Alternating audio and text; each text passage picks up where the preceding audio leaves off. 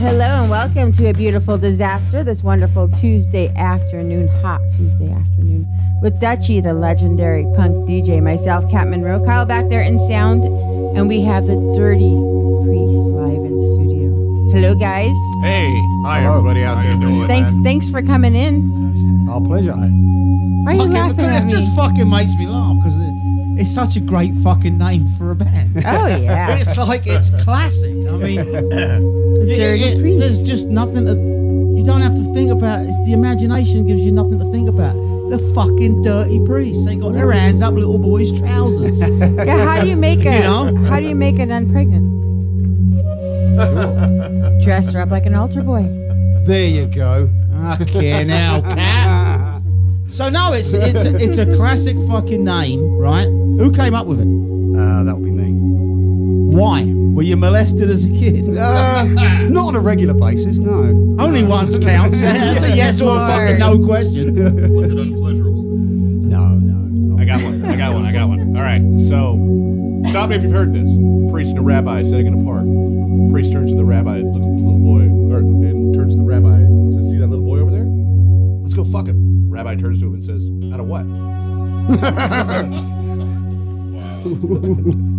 Yeah, that started off bad, didn't it? Fucking hell. You started it, Cat. Yeah, it's gonna get started worse. telling fucking jokes and shit. Wow. Yeah, I better watch my wine intake today, otherwise more will come out. Yeah. So you was in here what? How long ago now? Probably a year ago. Was it that long? Wow. I don't know. I Podcast lose fast. track of fucking time. You're on the Black Lung show, right? That's right. Yeah. Oh, that's right. You weren't on this Not show, on this were one. you? No, they're on Ryan's show. We were in this building. Yeah. I was in this chair. Same desk, same room, actually. Yeah, they were on Yeah, Ryan's come show. up on the Same microphone. chairs. What the fuck? You have don't to listen put your a mouth fucking up word on I it. told you, did you? Yeah. You have to put your mouth up on it. Yeah. That's right. Get close. All the way up on it. Don't be scared. Just like that. There we go. Yeah, make your childish noises. It'll be certainly good for the rest of the show. That's right. No, I remember now because you bumped into Ryan and he said, "Dude, you got to fucking come in the studio and see this band." We got lucky enough to play with you down at the Black Watch. Yeah. Good How's That was great. That was fun. you guys have got a great live fucking show. Thank you, sir. Thank You you. know, great you. fucking sound. Really good sound, yeah. Thank you. You get around and play? Not as much as we should, really. Why? Sort of life and work and schedule. all that other crap schedule. Adult responsibilities. Yeah. I tour opportunity as well. Yeah, you're a roadie, right? Yeah. With the Addicts. Yep. Why don't you guys introduce yourself so I'm not seeing you and pointing? Hi, I'm Aaron. Bishop Barton, if you will. I'm Reverend Whitey. I am the Cardinal Jimmy James. Sean, His Holiness Dempsey. His Holiness. That sounds extra dirty. I don't know which one of those nicknames is the dirtiest. I mean, which in the actual church, right? Which one of you would actually be abusing more children? Probably the baby bishop, I should imagine. But are you Catholic? So did you grow up? Where did you grow up? I'm from Ipswich Town. Ipswich Town. Ipswich Town, yeah. Jimmy, you're a baptized Anglican, aren't you? Yeah, C of E. I remember a bit as a little kid, you know, you're C of E, you're C, and I didn't even know what the fuck it was, actually. It wasn't until I got, Church of England. Oh, okay. So I was a Protestant, I Same suppose. thing here, the American version, the Episcopal Church. Right, yeah, but not practicing. I went to a C of E school. Yeah. I was actually baptised C of S. Church of Scotland. Ah, Yeah, because my See? mum was a jock. there you go, you see? So you say that to an American? She was a jock. What? She played sport? No, That's what I was she was. thinking. She was Were you really? Yeah, I've been here so long. I realise sometimes that you say shit, and Americans go, "Oh, I don't know why he went to Scotland. His mum played sports." And she was a jock. A jock is a nickname for a Scotsman. So Sweaty sock, jock. that's right. That's right. I think you've said it before, and I just didn't say anything, and that's it. I was like, I just played sports. Well, we go around and tell you. I mean, how long have you been in America? This time round, because this is my third spin at being here. They keep catching you and what? Yeah, they keep throwing me back. But 10 years this time. 10 years. Originally, when did you come? 1982. Fucking hell. I was 15. I was just a mere sapling in the forest of life. Yeah, you were. Yeah. You know, but So Ipswich, right? Sin City. What was Ipswich like for a punk scene? It was good. It was really good. I mean, you know, I got into punk rock when I was about 11.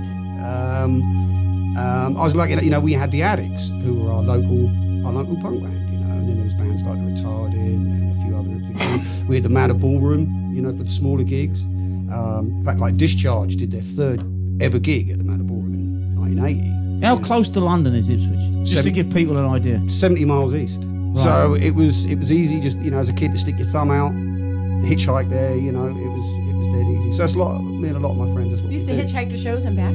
Oh yeah. Bunk off school.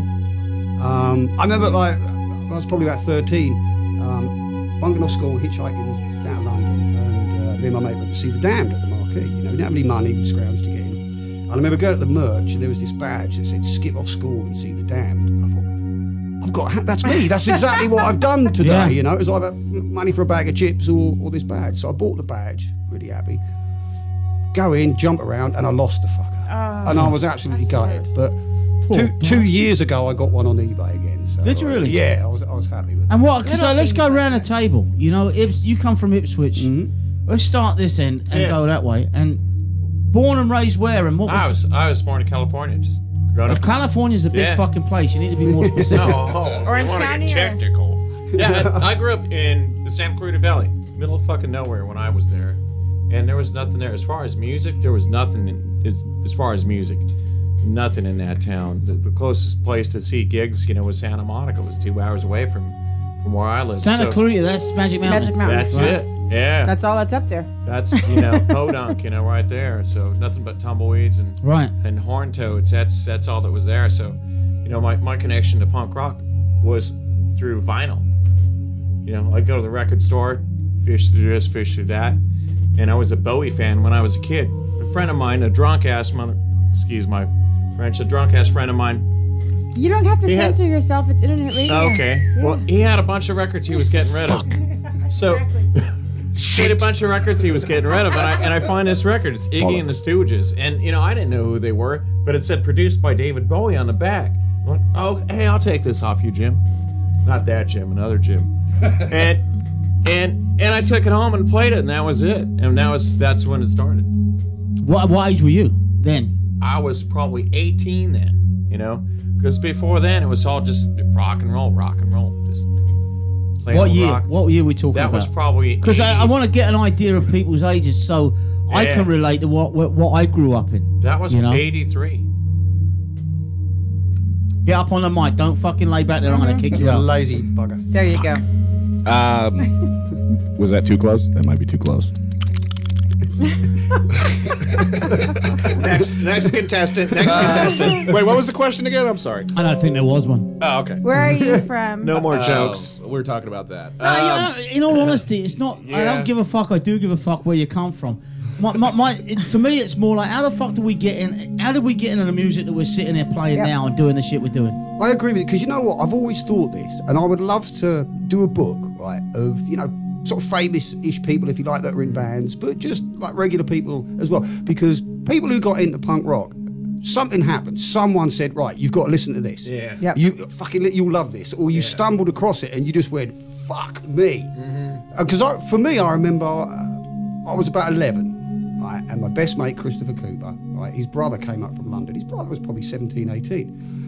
And, you know, before then, you know, it was the Sweet and stuff like that. Shawaddy Waddy. Yeah, Shawaddy Waddy. Oh, you're and all that. Shawaddy Waddy. But he goes, you've got to listen to this. What? And it was Nevermind the Bollocks. You know, as soon as that... And when Steve Jones' guitar kicked in, I was like, Jesus fucking wept. What the fuck is this? And that was it, you know. It fucking done it for me, that. And that album does it. And there's 4 singles came off of that album, right? And every one of them, as soon as it hits that first fucking chord, you know, it's like, fuck. It does something to you. It does. Look, I get You just know, talking about it. and look, It makes the hair stand up on your arms. it does. And I think you're right that when you start, or when you talk about getting into punk, it wasn't, oh, I started listening to that. That was good music. It was, fuck. Yeah, I exactly. gotta fucking listen to this shit, you know? What is this? Yeah. Yeah, exactly. Because before it, and that's why I want to get an idea, because before it, for me, there was no before it. It was the Sweet, it was Sparks, it was Slade, it was Shawaddy Waddy, it was fucking glam rock, Gary fucking Glitter and shit like that. Yeah. Right? Whereas if you're a kid now, punk's been there for 40 fucking years. It's nothing new. Right. Do you just kind of go, oh yeah, this is what I'm going to listen to. Yeah. You know, there's not that fucking shock value of it smacking your face against the shit music we were listening to. Exactly. Because literally 1 minute it was ABBA. No, it was. See, I fucking laugh, but you know what? It was. It was that shit, or it was fucking the worst album in the two worst albums in the world. Tubular fucking Bells and fucking Dark Side of the Moon. Yep. Fuck off. Don't play that shit. It's what's it gonna do? Fucking send you to sleep. Yeah. So Top of the Pops was like Demis Roussos and fuck. Yeah, now I got all that shit on it. But yeah, it did. It just, like you say, when I heard that, it slapped me around the fucking face. See, I don't think it has to do with age though, because at that time I was in 84 when I first heard the Sex Pistols, maybe 83. I was like 11, 12 years old, and it did the same thing to me. Yep. And it was because I listened to my parents' music with all you're talking about, and all of a sudden, or I think Michael Jackson or something was big, and Wham and stuff. And I heard this was so different than that. Yep. That's what I wanted. That's what it was. Yeah. Something about And then that, my parents hated it, so that made it even. My mom wanted nothing to do with it. Nothing to. I left the house with the literal dog choker on. She had a heart attack. Now I show up at family shows with them. She can't do anything. Yeah, it was good for pissing off your parents. Mm-hmm. Yeah. Yep. But my mum was cool. She embraced it. My dad hated it, and then once he kind of got used to it, he goes, "Oh, I understand you, but why do you have to be the dirtiest, scruffiest one?" Can't help it. I'm a natural at everything I do. But does it still piss parents off? I hope being so. a punk. I hope so. I think there's Punk such got a wide variety of parents these days. Punk too. got really safe. Yeah, it's very commercial now. Yeah, it's very safe. NoFX wrote a song about it. It's trendy. It got trendy, and now it's kind of milk toast. now it's back to underground, and I like it better that way. Well, how's it back to the underground? How and why and what? I just like it better that way. No, but what's made what? In your opinion, how do you say it's back to the underground now? What changed? Bands like us. Yeah, I mean, it fell off. Kids, their tastes changed or whatever. It's just it's. I don't know. I feel like we weeded out a lot of the people who weren't really actually punk. I don't know. Yeah, because I go to some of these shows and some of the people that are there, because I notice more now. I don't know if you see it too. There's like a hipster punk. There's a band called the Growlers from Costa Mesa. I know of the Growlers. Yeah, it's hipster punk. Yeah. Let me play before we go any further. Let me play some of your stuff so people get an idea. Yeah, let's do that. Of what. Shall we go from track one and just go through, or is there a specific track you want to hear? I'd like, if it's all right, I'd like to start with a number that Sean wrote. I Remember You. I think is it the third one? It is the third one, yeah. God, look at that. Because I'm thinking, I got a cover band in the studio when I see things like that. I'm thinking, oh fucking hell, Skid Row did a cover of Skid Row. We did. It's slightly different. Is it better? Oh yeah. Now the only cover song on there we do "Mama Tried" by Merle Haggard. Really? Yeah, That's a good song. it's our tribute to him. Whose idea? That was mine. Mr. Peckerwood. Yeah. Why Merle Haggard? I couldn't even tell you one of his songs, not one. No. Wow, look at the songwriting capabilities. The guy was great. First album just come out. Compared to all the other country music and rock and roll that was at that time, this guy was rebellious. He was putting it out in people's faces. And he was also, like, all the songs about being in jail. Right, yeah. He really was. I think Yeah. he was in the crowd when Johnny Cash played. Yeah, he San started Quentin. his Oh, really? I he didn't started know his that. career from prison through Johnny Cash. Johnny Cash inspired him. Yeah. Oh, really? What? Folsom. Yeah. Yes, yeah. Yeah. Interesting. Yeah. Fucking hell, I learn something every time you guys come on the show. He was a bit of We love Merle Haggard. So. a punk rocker, old Merle. Well, yeah, there you go. I mean, you look in the corner and you see the Johnny picture, Cash. that famous picture of Johnny Cash. Yep.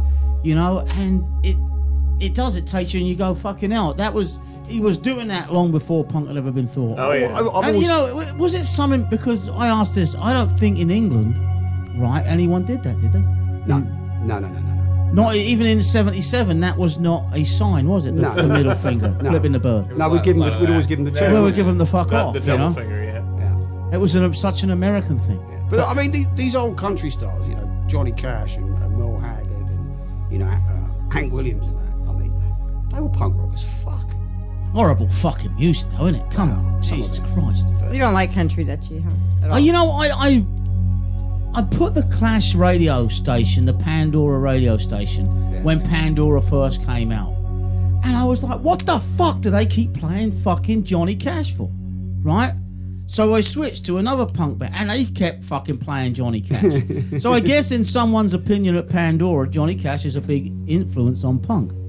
Well, if you think about it is. if And you then think he about went to a country and Social three-chord Distortion songs, show. If you speed it up, Yeah, it's true. 3 chords. if you speed up any country song, it could turn into a punk song. Every rock and roll song could as well. I'm just Right. wondering, is it more because of pictures like that and the attitude, right? And you look at that and he's fucking growling and giving it the fuck you, right? It's, I mean, look at that. What's he about to say in that picture? You know? As opposed to 1,000 other performers who play the same 3 chords and the same music. Yeah. Just saying. Iconic picture, isn't it? That? Very much so, yeah. I'm just, yeah. ChaoticRadio.com, Beautiful Disaster, Dirty Priest, live in studio.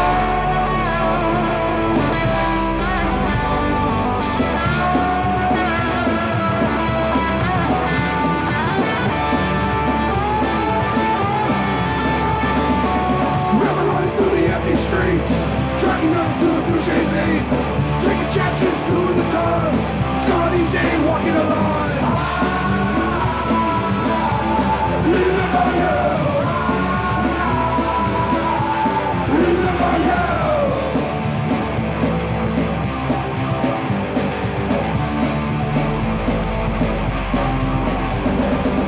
You and I was there. A lot of that sad of day. Broken pieces, not anymore. I never gave up on a life that's gone. Remember you. Remember you.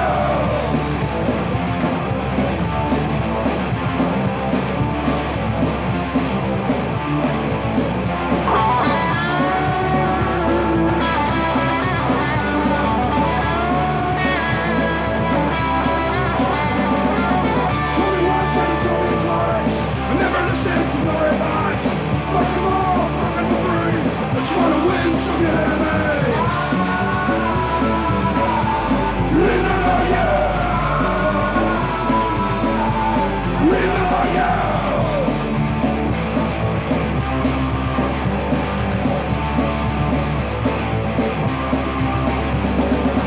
One more, one to the head. It's not easy to live the life that we live. Kill the calm, the silence screams. In the darkness of my profanity. Remember you. Remember you.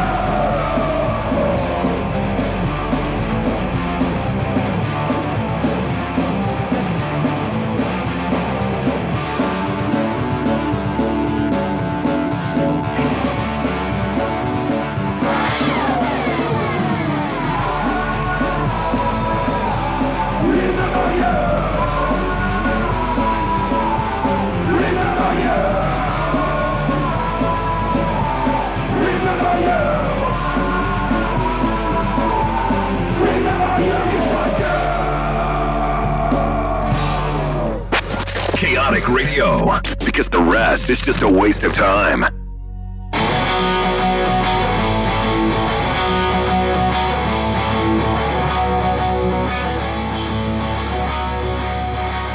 First thing I remember knowing was a lonesome whistle blowing and a youngin's dream of growing up to ride on a freight train leaving town. Never knew where I was bound, and no one could steer me right, but Mama tried. One and only rebel child from a family making mound. My mama seemed to know what lay in store. In spite of all my Sunday learning, from the bad I could all turning, till Mama couldn't hold me anymore. And I took 21 in prison, living life without parole. No one could steer me right, but Mama tried. Mama tried to raise me better, but her bleeding eye denied. And leaves only me to blame, 'cause Mama tried.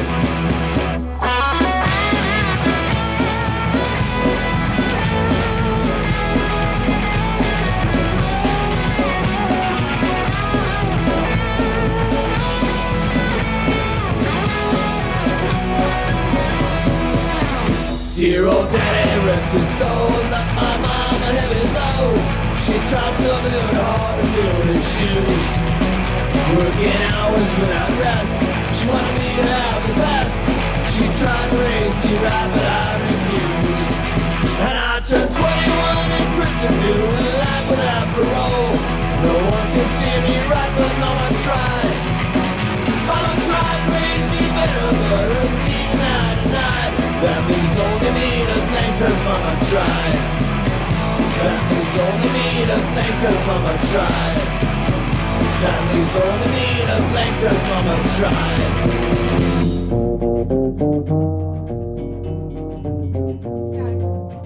ChaoticRadio.com, A Beautiful Disaster. That was Mama Tried by the Dirty Priest. That's a Merle Haggard cover.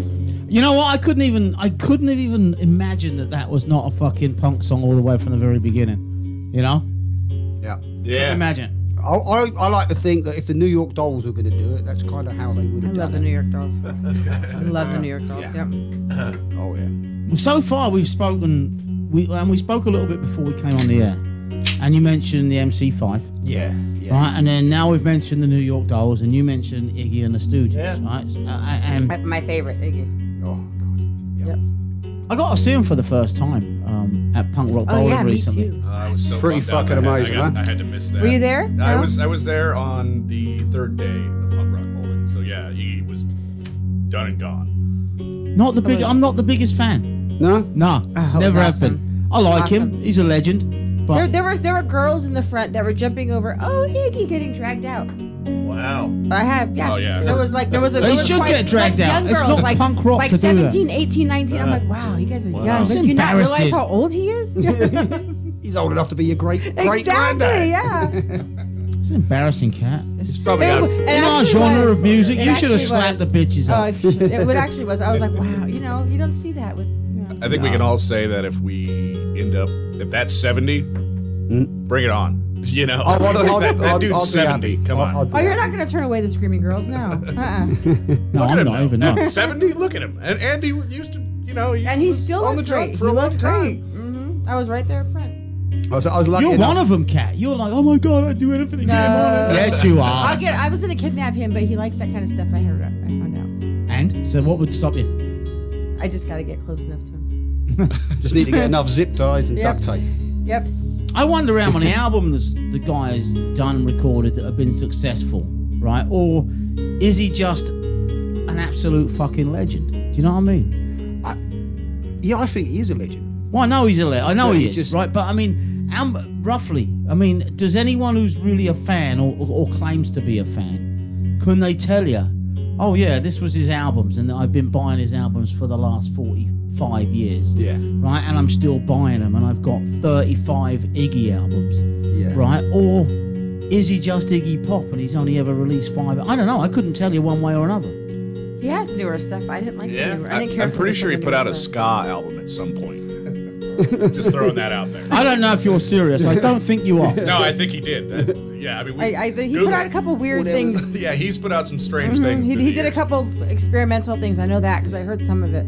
I love the early stuff with the Stooges. That's because it's just so you look at so raw. That's my favorite Yeah. stuff. The older But- stuff, not so much. But this stuff later on, like the Soldier album, you know, it's a bit more Soldier was pop. great, That was a great yeah. album. You know, you got Glenn Matlock playing It's- bass on it, and It's quirky. It's quirky new wave stuff, but Yeah. it's great. It's great stuff. I mean, they're Yeah. great tunes. yeah, No Loco Mosquito and Yeah. shit like that. I'm you know. bored. you I'm know. bored. Yeah, fuck. It's some Yeah. good stuff. But I like, I love Raw Power and things like that. you know. Completely different album. You know, you look at Raw Power. The only weak point in Raw Power really was the production. Yeah. There's your answer right there, Dutchie. Well, see, here's the thing: is like, okay, with or without the Stooges? Because Iggy Pop has it with the Stooges and without the Stooges. I'm hearing voices. There you are. I see that them. They're come all looking around It's too, that like, little what the chihuahua fuck? in the window. It's talking about me. That's Kyle, our sound guy. Hi, Kyle. How you doing, brother? Hello, Carl. Oh, hey, Kyle. No, I'm curious though, because he started out with the Stooges and then he went and did some solo shit. So with or without the Stooges? With the Stooges. Definitely. I was lucky enough, probably 10, 11 years ago, I was in Bratislava doing this festival thing, and he was headlining, and it was with the original Stooges. Yeah, with the And it was It was great. But aside from that, I think Soldier's a great album. Soldier's a good album. You know, there's a few other albums. Well, Lust for Life too. I think he did as a solo one too. Yeah, yeah. You know, there's some. I mean, there's stuff like Blah Blah Blah, which I didn't particularly. It was the '80s, you know. Yeah. It was. But he never went away, did he? He was one of those. He was one of those people, Well- and I mean, him and Bowie. I mean, when you look at their careers, I mean, obviously Bowie was way bigger. Yeah. Right, and he managed. He just managed. That's what I was gonna say. I didn't say I'm not talking about it to individuals, right? You can't argue with Bowie being a bigger superstar in music than Iggy was, you know, and he always has been and always will be. Is what he is, you know. Yeah. I mean, as everyone fucking says, don't look to make money if you're going to be in punk rock. It's not the fucking There's music no to money do in it, punk rock. right? And Bowie managed to go 5 fucking decades and change the style of music through each one and still be successful, which not many people have ever fucking done. This is true. And I'm not talking about shit music that just people carried on buying. I'm talking about he was fucking disco. He was fucking 80s. That's right. He was fucking. That's right. Musical chameleon. Yeah. Yeah, and Iggy. And he could pull it all off good. And I think Iggy kind of did the same thing on a way smaller level. Yeah. Going through the decades and then coming out the other side doing what he's doing now. Punk disappeared for a fucking long time. It did. You know? It did. And those people like that kept their careers going through it, where a lot of other bands just disappeared. Yeah. But it's back with a big fucking bang now. This Right? is true. Yeah, I mean, you've only got to look. I mean, we've got that big festival coming up, haven't we, in August? Out in Glen Helen. You know? Yeah. I mean, that's right. That's It's not Dead Fest. There you go. I mean, there's things like that. That's, you know. I must say though, it's things like, you know, when I was younger, I was listening to the Sex Pistols and the Clash and the Stranglers and all that great stuff. And I was also listening to, like, you know, Blitz and the Exploited and all that. And, you know, I went to see all those bands as well, and I loved them all. But now I'm an old git of 50, right? If I put the Exploited on or something, or Blitz or something like that, I'm listening to it going, Really? There's no connection anymore. but yeah. no, but if I put the Stragglers or the Buzzcocks or something like that, it still stirs me. It still makes me go, fuck yeah. And it still makes the hairs on the back of my neck stand up. I think because that was the bands that inspired us to be out there in the crowd. Yeah. You know, the oi music never got me going at all. No, not at all. No. Right, and they were bands that ended up on compilations. Right. Yeah. You couldn't name a fucking Business album from the 70s. Right. Probably. No. Right. And they just didn't do it. Whereas the Stranglers, the Jam, the Pistols, the Buzzcocks, the Clash, the big, I would say there was 10 or 12 bands, you know, and then you had your American bands in the UK, Ramones and the Dickies. Yeah. Right, Dead Kennedys kind of scratched the surface, you know. Yeah. Those were the two biggest, the Ramones and the Dickies. Ramones and the Dickies by far, American-wise, were, I don't think was a third one, was there really, that made it huge? Well, Those two. Yeah, Dead Kennedys. I would imagine Dead Kennedys connected with a lot of kids. They did, but, you know, they didn't have the success as far as selling records. Yeah. You know, but then like I said, it went dead for years. You know, went dead for years. Did all of you guys play in bands when you was kids? Yep. Oh yeah. Yeah. In fact, the old band that I was in back home, they're getting back together, and in 3 years I'm going back and we're going to play our 40th anniversary. In 3 years? Because we started in 1980. Fucking hell. I was 13. What was the name of the band? The Threat. The Threat. The Threat. Yeah. We did a show 3 or 4 years ago. I went back home. We hadn't played together in 10 years. We had a 2-hour rehearsal and then did a gig. And it ain't difficult. Those usually come out good though. I've had bands do that. Yeah. It was fucking great. I even got it filmed. It's on YouTube. It's on YouTube? Yeah. The Threat? Yeah. Did you have? I mean, it's funny because I was in for the Black Lung show on Sunday. I engineered the show with him, and afterwards we ended up just fucking sitting around and bullshitting, and the fucking story started coming out, right? And he go, "Fucking hell, what was your first show like?" Yeah. Well, with internet and shit like that now, out of fucking nowhere, right? The flyer for our first ever show popped up on Facebook the other day. See, I love that. Right, a little village hall in Aldershot, right? Yeah. Really? A flyer of your band? Some English Wow. guy who now lives in fucking Boston has been collecting punk flyers from shows. It's not for anybody years. you know? No. But a friend of mine saw it, so posted it, and then a friend of a friend and it got to me. And I get love the that. fuck out. And he says, so what was that show like? Right, and I'll make it quick, but We photocopied the fucking tickets, and instead of there being 100 tickets, we made 200. We sold every fucking one of them. We weren't allowed to have live bands where we were playing. We used other people's equipment, and after 3 songs, the cops came in the front door, went fucking crazy. We ran out the back door with all the money. See you later. Brilliant. And left the equipment? Yeah, because it wasn't ours. And he goes, fucking hell, that's what I'm talking about. That's a fucking punk debut right there. Yeah. Brilliant. You know, but how many bands get to do shit like that? And we all did at the time, you know? Not now. Not now. There's too much watching and people and because it was brand fucking new. No one knew what was going to happen. Yeah. It had never been there before. There wasn't punk bands. There wasn't bands who didn't give a fuck. We couldn't play. We couldn't play. Didn't matter. I was the guitarist and I had one finger straight up across the fretboard. It sounded like shit. But no one gave a fuck. Exactly. until they moved you to bass, right? It took 3 years though. Wow. Then the second finger came out. You've been relegated to bass. No, well, when you get relegated to bass because you're only using one finger, now you only need one fucking finger. This is true. Right? And now you sound good with one finger. Everything I do is with one finger. Well, see, I progressed as I got older. You have to learn to keep people happy, you know what I mean? Yeah. You're listening to chaoticradio.com, a beautiful disaster Dutchie, legendary punk DJ, myself, Cat Monroe, Kyle back there in sound, and Dirty Priest live in studio. We are also live on our YouTube channel. Hi guys. Hello. Yeah. See all there? Yeah, there's 3 cameras. I forgot to say that. Yeah, go to YouTube. It's just Chaotic search Radio. Chaotic Radio. And boom, there it is. There it is. You can see how beautiful we are. And you look can at give that us a shit. call, 909-360-8330 if you have something to say. So what was your experience of first bands? First bands? You know, I can remember the first really crazy gig I played was in Mexico.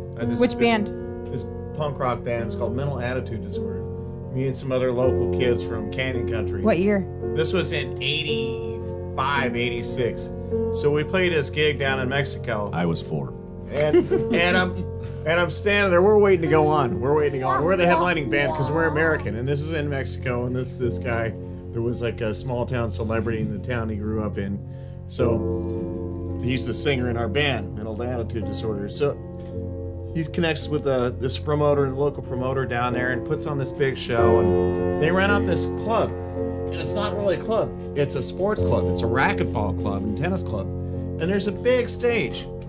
And there's this crazy pit where these girls run around, they're swinging around golf clubs, and the kids are drinking beer out of Prestone cans, Prestone bottles, because you can go to the beer store and just buy beer by the gallon at the federally operated alcohol. Let's go. Federally operated, I like that. So, Federale. you can go in there Exactly, with your money, Federale. and you just pay, and they'll fill up whatever vessel you have, fill it up, and you take it, and off you go. So here's these kids dancing around, swinging around golf clubs, drinking beer out of Prestone cans.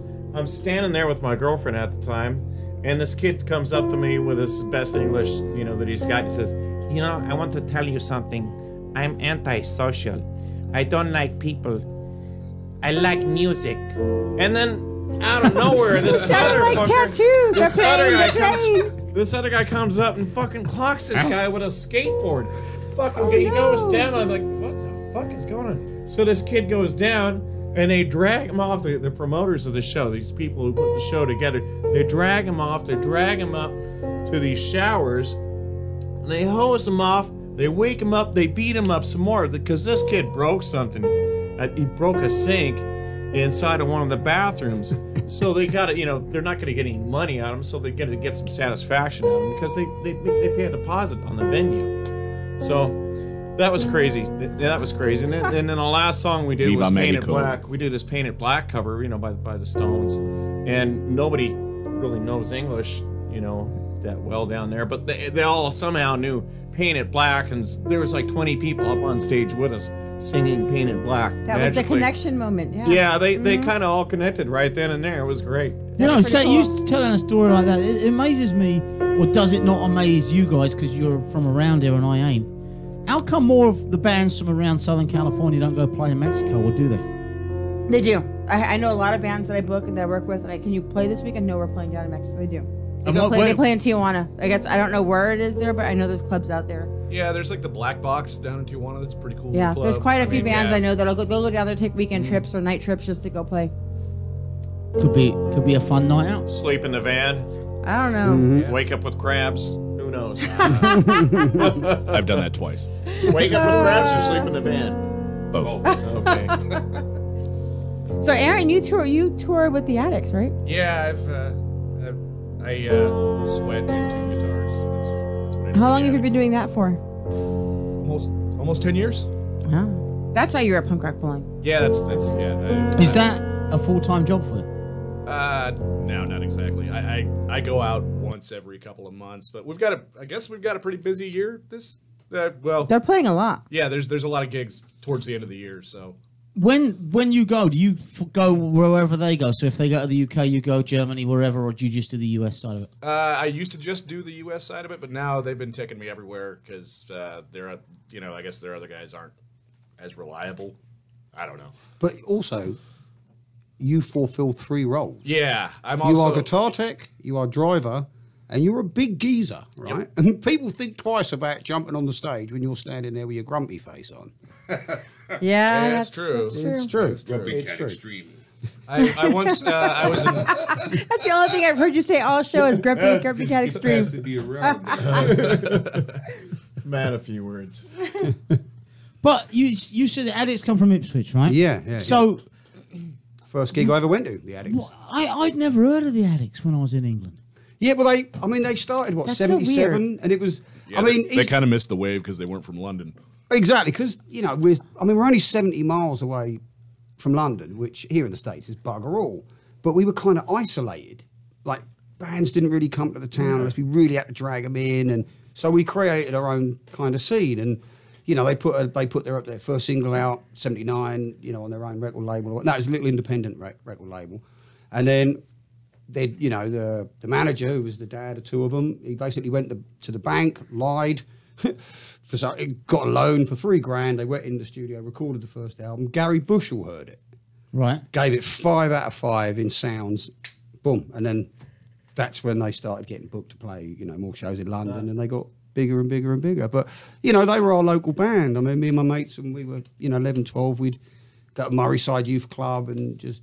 You see them at small little venues and stuff. Then. Yeah, little places. We'd go and watch. Did they still have the big theatrics that they have now? No. I mean, when I first started to go and see them, there was no makeup, there was no white. I always wondered about that. Yeah, if they started off that way, if they gradually got that way. I think that kind of it's probably about 1980. I mean, if you look at the when they hit in sounds, and Gary Bushell gave them 5 stars, and he gave them half a page, and there's a big old picture of them, but there's no makeup. There's none of that going on. That kind of. But I mean, evolved with them. I heard about them.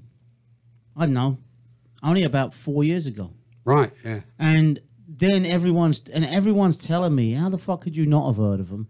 And you've got to go see them live. And I finally got to see them live. Halloween of last year for the first time. That's when he was beardless. Yeah, I shaved my beard for that show. That was the one at the observatory. Monkey was really impressed with me. Yeah, he was absolutely just. I was shocked when I saw him. Is that the same guy? Because you have a baby face, so without the beard, you probably look really young. Absolutely, yeah. But what blew me away is just before that, Pete was on the show. Right. And they were playing, I forget where, I think it was the observatory then, about a year before that. And he said, well, are you going? I said, yeah, I'm going to get tickets later. And it actually wasn't sold out at 4 in the afternoon. And at 6 in the evening, 2 hours later, it was sold out. Yeah. And he went out of his fucking way. I was sitting in a hotel room. It was the same weekend as Nam. Oh, that's when we had him on the show, right? Yeah. Here. Okay. And he called me. He said, are you going tonight? I'm like, no, I couldn't get a ticket. He's like, oh, that's a shame. I can't get you in. It's one of those guest lists that's out of control, but sorry about that. And I'm like, you don't need to apologize. The fact that the guy had taken my fucking number and bothered to call me in a band like that kind of showed me the level they're at as everyone looks at these bands as superstars, and he was totally like unbelievably that he would call me. I just couldn't believe it. They're a big cult band. They're a big unknown band. Mm-hmm. Their show's unfucking real. I mean, I went to Punk Rock Bowling and everyone said, so best band? The Addicts were. Yeah. They were put on the day before bands that just totally sucked. I got to play with a dildo on stage. Did you? At Punk Rock Bowling. Somebody threw a dildo on stage. We It were was far pretty in the good. back. And you picked it up. Yeah, I picked it up. We did anybody else One of the, see one of it? the Stern brothers, I dropped it on the ground, and one of the Stern brothers looked at me funny, and he kicked it off the stage. What, man? That was my friend. My friend. I wanted to take it home with me. It. But no, their show's unbelievable. And again, it's weird. We talk about what's punk, what's not, what is, and it gets old, but it never gets old. I'll does talk get about it. It doesn't get old. But you know what doesn't get old? The answers is don't the get old. answers, Yeah. The answers don't You get know? old. So you tell me there couldn't be anything less fucking punk than a band getting backstage, getting all fucking Feathers or whatever that was. what, Feathers you know, or- and coming out dressed out like that. That wasn't punk in the day. That you'd have been. You get beat up, wouldn't you? I don't know, but there's nothing more punk when you look at it Yeah, now. definitely got beat up. You know what? Than what they're doing now, and their fucking energy they create's unreal. Yeah. No, it's a show. It's a show. I operate confetti cannons.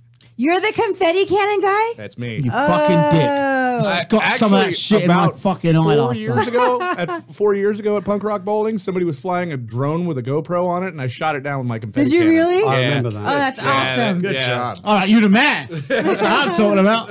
So you can aim it wherever you want? Oh, that's It's funny awesome. because you can go back to a venue that the Addicts have played sort of 2 years before, and you look at the monitors still and they're find full confetti? of fucking glitter still. Yeah, and there'll still be confetti shaking off the rafters. Yeah, Shall we play some more of your shit? Oh, sure. Go ahead. I think so. Listen to ChaoticRadio.com, A Beautiful Disaster, Dutchie the Punk DJ, myself, Cat Monroe, Kyle and Sound, Dirty Priest live in studio. Give us a call, 909-360-8330. Oh, we played that shit already, didn't we? We did. And I did a perfect intro, too. And what was that song called, Cat? That is called I Remember You. That's right. John Peel used to do it all the time. Did he really? I got it that right, feels though. so I got bad it now. right. then. That's what I love John Peel because he'd put records on the wrong speed and not realise for about 30 or 40 Oh, I seconds. do that on and my Thursday show all the that's time, brilliant. ChaoticRadio.com. My dad got really mad, and they took every photograph record I had. And they smashed all through my garbage can. And they said someday I would understand. They said no more sex and drugs and rock and roll. No more sex and drugs and rock and roll. No more sex and drugs and rock and roll. No more sex and drugs and rock and roll. Socks and a juice and a MC5. Horses and the dogs get them all revived. I swear to God I'm gonna get revenge. When all these yelling shit all in. They said no more sex and drugs and rock and roll. No more sex and drugs and rock and roll. No more sex and drugs and rock and roll. No more sex and drugs and rock and roll. No stereo, no MTV. They say the gospel's all I need. BTL and Channel 3 that drive me to insanity. Well, I want sex and drugs and rock and roll. I want sex and drugs and rock and roll. I want sex and drugs and rock and roll. I want sex and drugs and rock and roll.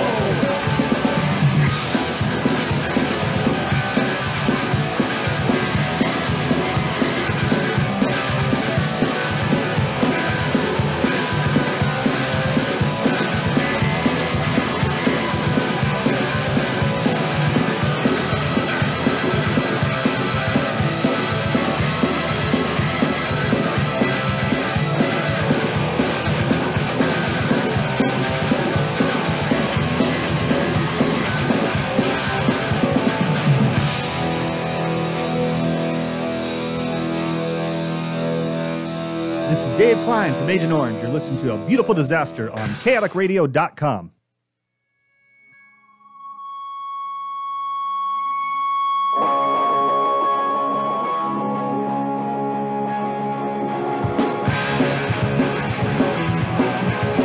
Well, I've been mute and I've been scarred. I've been an unsupported sinner since the day I was born. You better believe me, girl, it ain't no lie. I know about my bad baby when I die.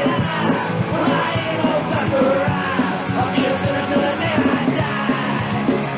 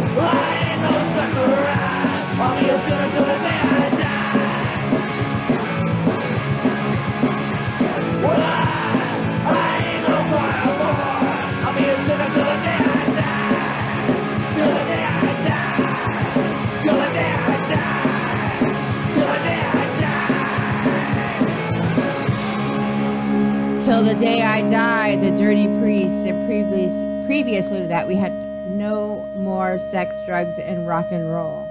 Good stuff. Old school punk, yes, at its best. And, you know, love it. I was just thinking, seriously, Slaughter and the Dogs, the Saints, that the guitar sound especially. I mean, you couldn't get more old school than that. You know? Yeah. That's the sound I love. For me, that's timeless. Like I say, the Saints, Slaughter and the Dogs. When I listen to them, it's timeless. They still blow me away. You know, at 50, like they did when I was 12 or 13. What's that guy's name? The guitar player in Slaughter and the Dogs. Rossi. His fucking tone is great. One of the best guitar sounds you'll ever hear. Amazing. Yeah. You know, where can people buy your music if they want to buy your music? At Jimmy's house. Yes, out of the back at Jimmy's door at 4 a.m. Out of the back of my van. I think we've only got it at Doctor Strange right now. Bandcamp as well. It's digital. Is it Bandcamp too? Okay. Yeah. One time at Bandcamp. But, at one time, But yeah, you can steal it from Doctor Strange Records. There you go. Awesome. Good stuff. Whereabouts is it so we can get in and out quickly? It's in Altaloma. No, in the shop. Fucking hell, thanks, Jimmy. Thanks, son. Fucking hell. Fucking Americans don't care, do they? Never been shoplifters in their life. That's how you used to get your music, right? Don't tell them on the air. You already said it on the air before. As a dirty priest, I do have a confession.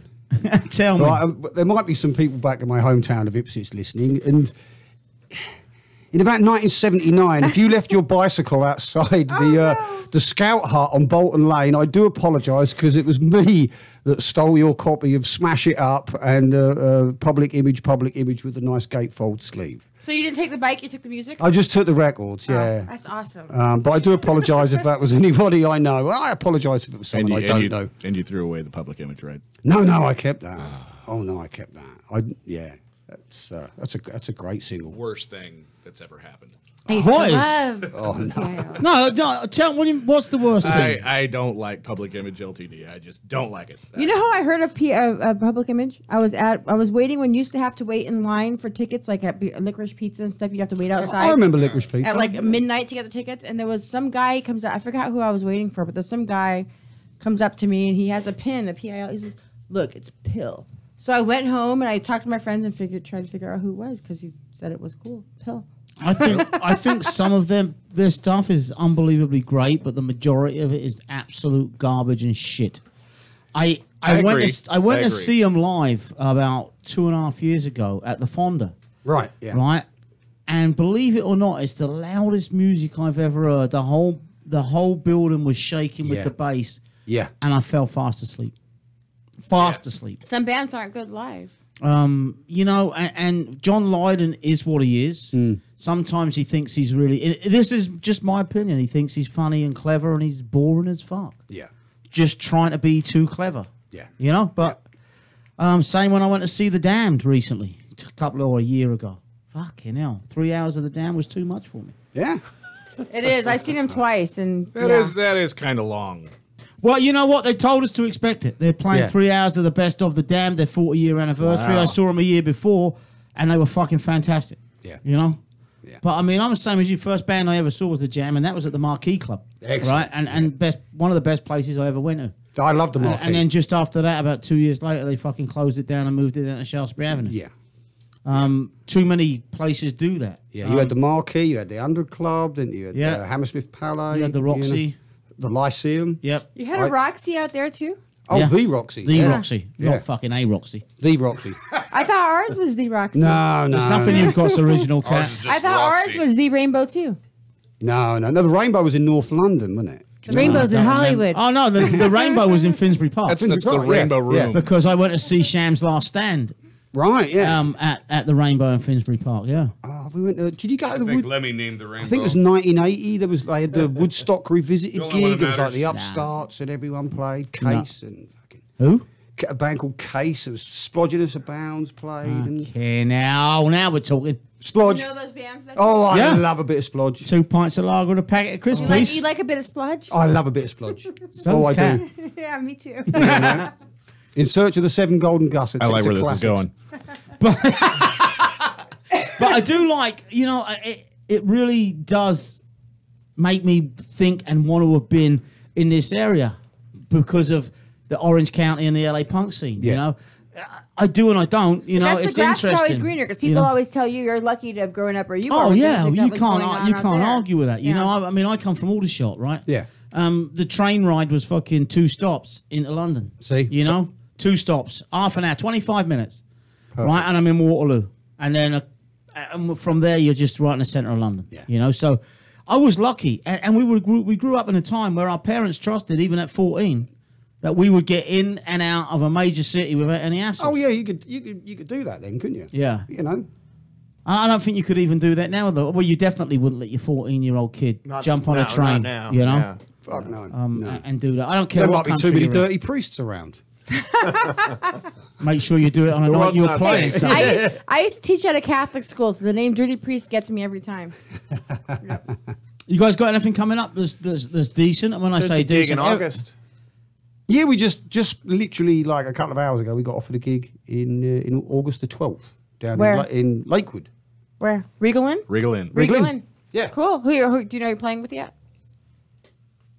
He's the youngest. He's the one with the memory. Sad State was one Sorry of the State. bands. Sorry State. Sorry Okay, I know Sorry Yeah, State. yeah, Uh-huh. Sorry State. You have to put your mouth up on it. There you go. Much better. Yeah. Can you hear yourself now? Is it Sorry State? Is that the name of the band? Yes. That's everything. Hold on, I've got stuff. I've noticed when you get close to the mic, Open up Mr. your Barton, notebook you- there and take a look. You kind of get that Barry White kind of voice when you get Slow and dirty. he doesn't look like Barry White, does he? Though. No. I can only imagine him without a beard. Is this your only? Here, your son, you only, can't have a beer. You can't have a beer yeah, on your like water. debut album. That's the. Are you doing any more soon? I'd like. Well, hopefully, what's going to happen is a good friend of mine from England, my mate Ricky. He's the singer of Red Flag 77 Okay. and East Town Pirates, and he's always wanted to come to the States, and hopefully he's coming out in October. When he comes, bring him on the show. I will. You'd love Ricky. Yes. He's brilliant. But we're hoping to get him. He loves the album and he wants to record a song with us. So we've got this song that we recorded for the album, but it didn't make the cut. It's called Dirty Flower. And I'm hoping when he comes over, we can go in the studio and you know, he can put the vocals down and you know, we'll do the rest. And We got a shitload more music as well, though. yeah, we do. We got a lot of songs. Do you? We got a lot. And when was this one recorded? How many years ago? This was we finished last year. Yeah. We finished production on it last year. So we started production in 15. I think so. Yeah, yeah. Finished production in 16. Yeah. How long has Dirty Priest been around? Oh goodness. 3 years. 3 years. Oh, really? 2012. Still newer. 2012. Okay. 2012. Sounds really good. Sounds really good. Thank you. Well, that's one of the things that amazes me when you listen to the songs like we just listened to. Sounds like and they've we been go, together for a long time. They're fucking great. It's Longer a than great 5 sound. years. Where do you want to? Not where do you want to go? Because I could go out and buy one of the top new punk bands in the world, if you like, and put their CD in. I can put yours in next to it. They compare to each other, right? No matter what band, right? We have this with a lot of bands. They go and they record their CDs, and their CDs are fucking great. They release them on vinyl and CD. And I say release it. Would you? I mean, I can't say that this has been released. You can get it down the street, Yeah. and you can possibly get it elsewhere. How the fuck and what the fuck does it take for a band, apart from a little bit of luck, right? And I don't know what you guys want to do with your music, you know, but I hear music this fucking good, and it deserves to be bigger and a wider audience, you know. See, I'd love that. I mean, ideally, I'd like to be able to give up my day job. I'd love to be able to play shows all the time. Oh, I'd like to be a fucking radio DJ all day. You know what I mean? But it don't pay the bills. It don't pay shit. It costs you money. Yeah, It costs you fucking money. What was it? The Skulls punk rock don't pay the bills. Exactly, yeah. yeah. So I don't know. I mean, personally, I just like to play more shows. Just get out there. I mean, that's I therapy. can book you for more shows. If you guys want more shows, I can help. Definitely, you because that's Yes, please. You know, that's therapy for me. Yeah. Is playing, rehearsing, playing gigs. That's I hear that's that from a therapy. lot of musicians. You know? I do. That's what keeps you sane. That's what keeps you going. Yeah, because if I'm doing a show or I'm rehearsing, I'm not thinking about other shit that's going on in life. You know, It's funny. There's two things in life did that to me, right? One of them was playing football, Sex. right? Well, that's up Three there as things. well. Three things, you're yeah. right, yeah. Right? But when I played football as a kid, right, or no matter what, as a kid all the way through my life, one of your parents could have died. Your fucking brother could have died. Your bird could have got boned by your best friend. But guess what? For 90 fucking minutes, you didn't even think about it. Exactly. When that bastard blew the whistle for half-time, Yeah. fucking hell, I'm going to kill that bastard for boning my bird. Yeah. Yeah. Right? And the other thing is getting on a fucking stage and playing. Yeah. There's nothing in the world, nothing that crosses your mind while you're playing. Exactly. For me, it's riding motorbikes and playing drums. Yeah. You know, they're my two therapists. All right, I'm going to play a song. We've got to go to commercial. I'm going to play out with Why Won't You Dance? All right? And then we'll come back because there's a question I want to ask you, you fucker. Right? I can't wait. I can see how excited you are. He's moist. ChaoticRadio.com, Beautiful Disaster, Dutchy the Punk DJ, myself, Cat Monroe, Dirty Priest live in studio. We'll be back after commercial.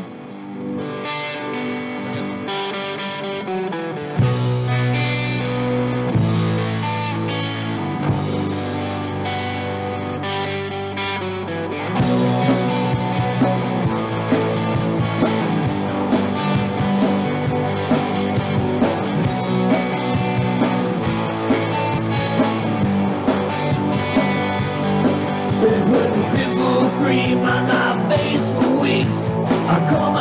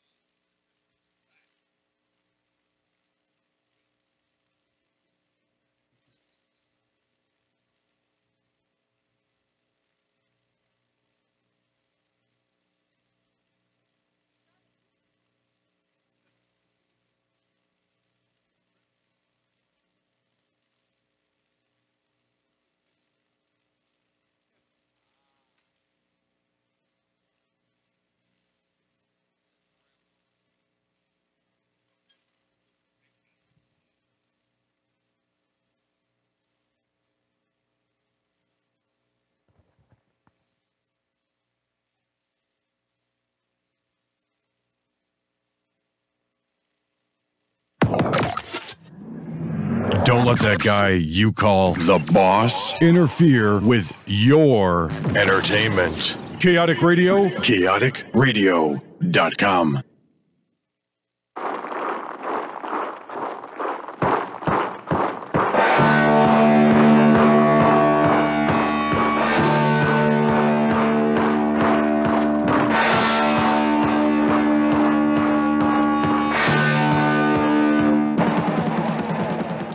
You're listening to chaoticradio.com, a beautiful disaster. Dutchie the Punk DJ, myself, Cat Monroe, Kyle in sound, Dirty Priest live in studio. And my mom hated this music so much.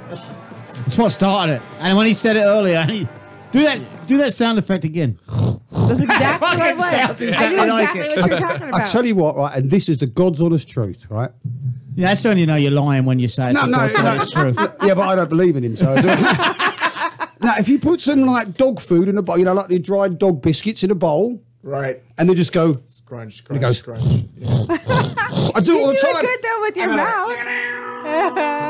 And me and the dog are whirling around the kitchen because she's happy because she's got food. And that's funny. And you're happy because you've got the Pistols playing in the dog bowl. Yeah, it's awesome. No, but anyone who's got a dog, go and do that now. I'm gonna go do that when I get home. But you're right. I mean, my band play that, and it does that to you. Yeah, fucking airs on you. That and Pretty Vacant. Yeah, you know, liar, brilliant, liar. All of it, the whole fucking album. The album start to finish is fucking great. And I've moved a lot, you know, in my life, and what I always do, as soon as I move in, the first thing I do is set my stereo up. And then I put Nevermind the Bollocks on it, and I play it fucking loud just to sort of gauge the neighbours, you know. And if they haven't come round to complain by the time I get to the end of that, then I put the Ramones' It's Alive on and crank it up just a little bit more. I was at that show when that was recorded. Really? Yeah. Fucking believe it or not. Brilliant. 1977. Where was that recorded? It was recorded at the Rainbow. Yeah, at the Rainbow. In England. On New Year's Eve. Hollywood. Yeah. You remember your neighbors when we started jamming first? Yeah, I'll never forget that. And a lot of my neighbours are very religious. Tell them where you live. I work and live at a school of theology. Oh, really? You live on the grounds? That's actually an interesting story. When we first did they know you're in a band called the Dirty Priests? They do. We first hooked up on Craigslist. I called this guy, so we started jamming. You know what I mean? I put an ad for a drummer wanted for a punk band, and he responded to it. He told me where he lived, and I was all like, what? It's going to be more perfect, right? School of Theology, like in Claremont. I was all like, I know my where mind that's started at, going yeah. like crazy, like, whoa, what is this? Fuck? So the whole time there, I'm thinking, what the fuck is this? You know what I mean? And then he pulls, I couldn't find the place, and he went out to the street to greet me. And he pulls up like that, you know, tattoos and everything. And we hit it off well, and that was cool. Why do you live there?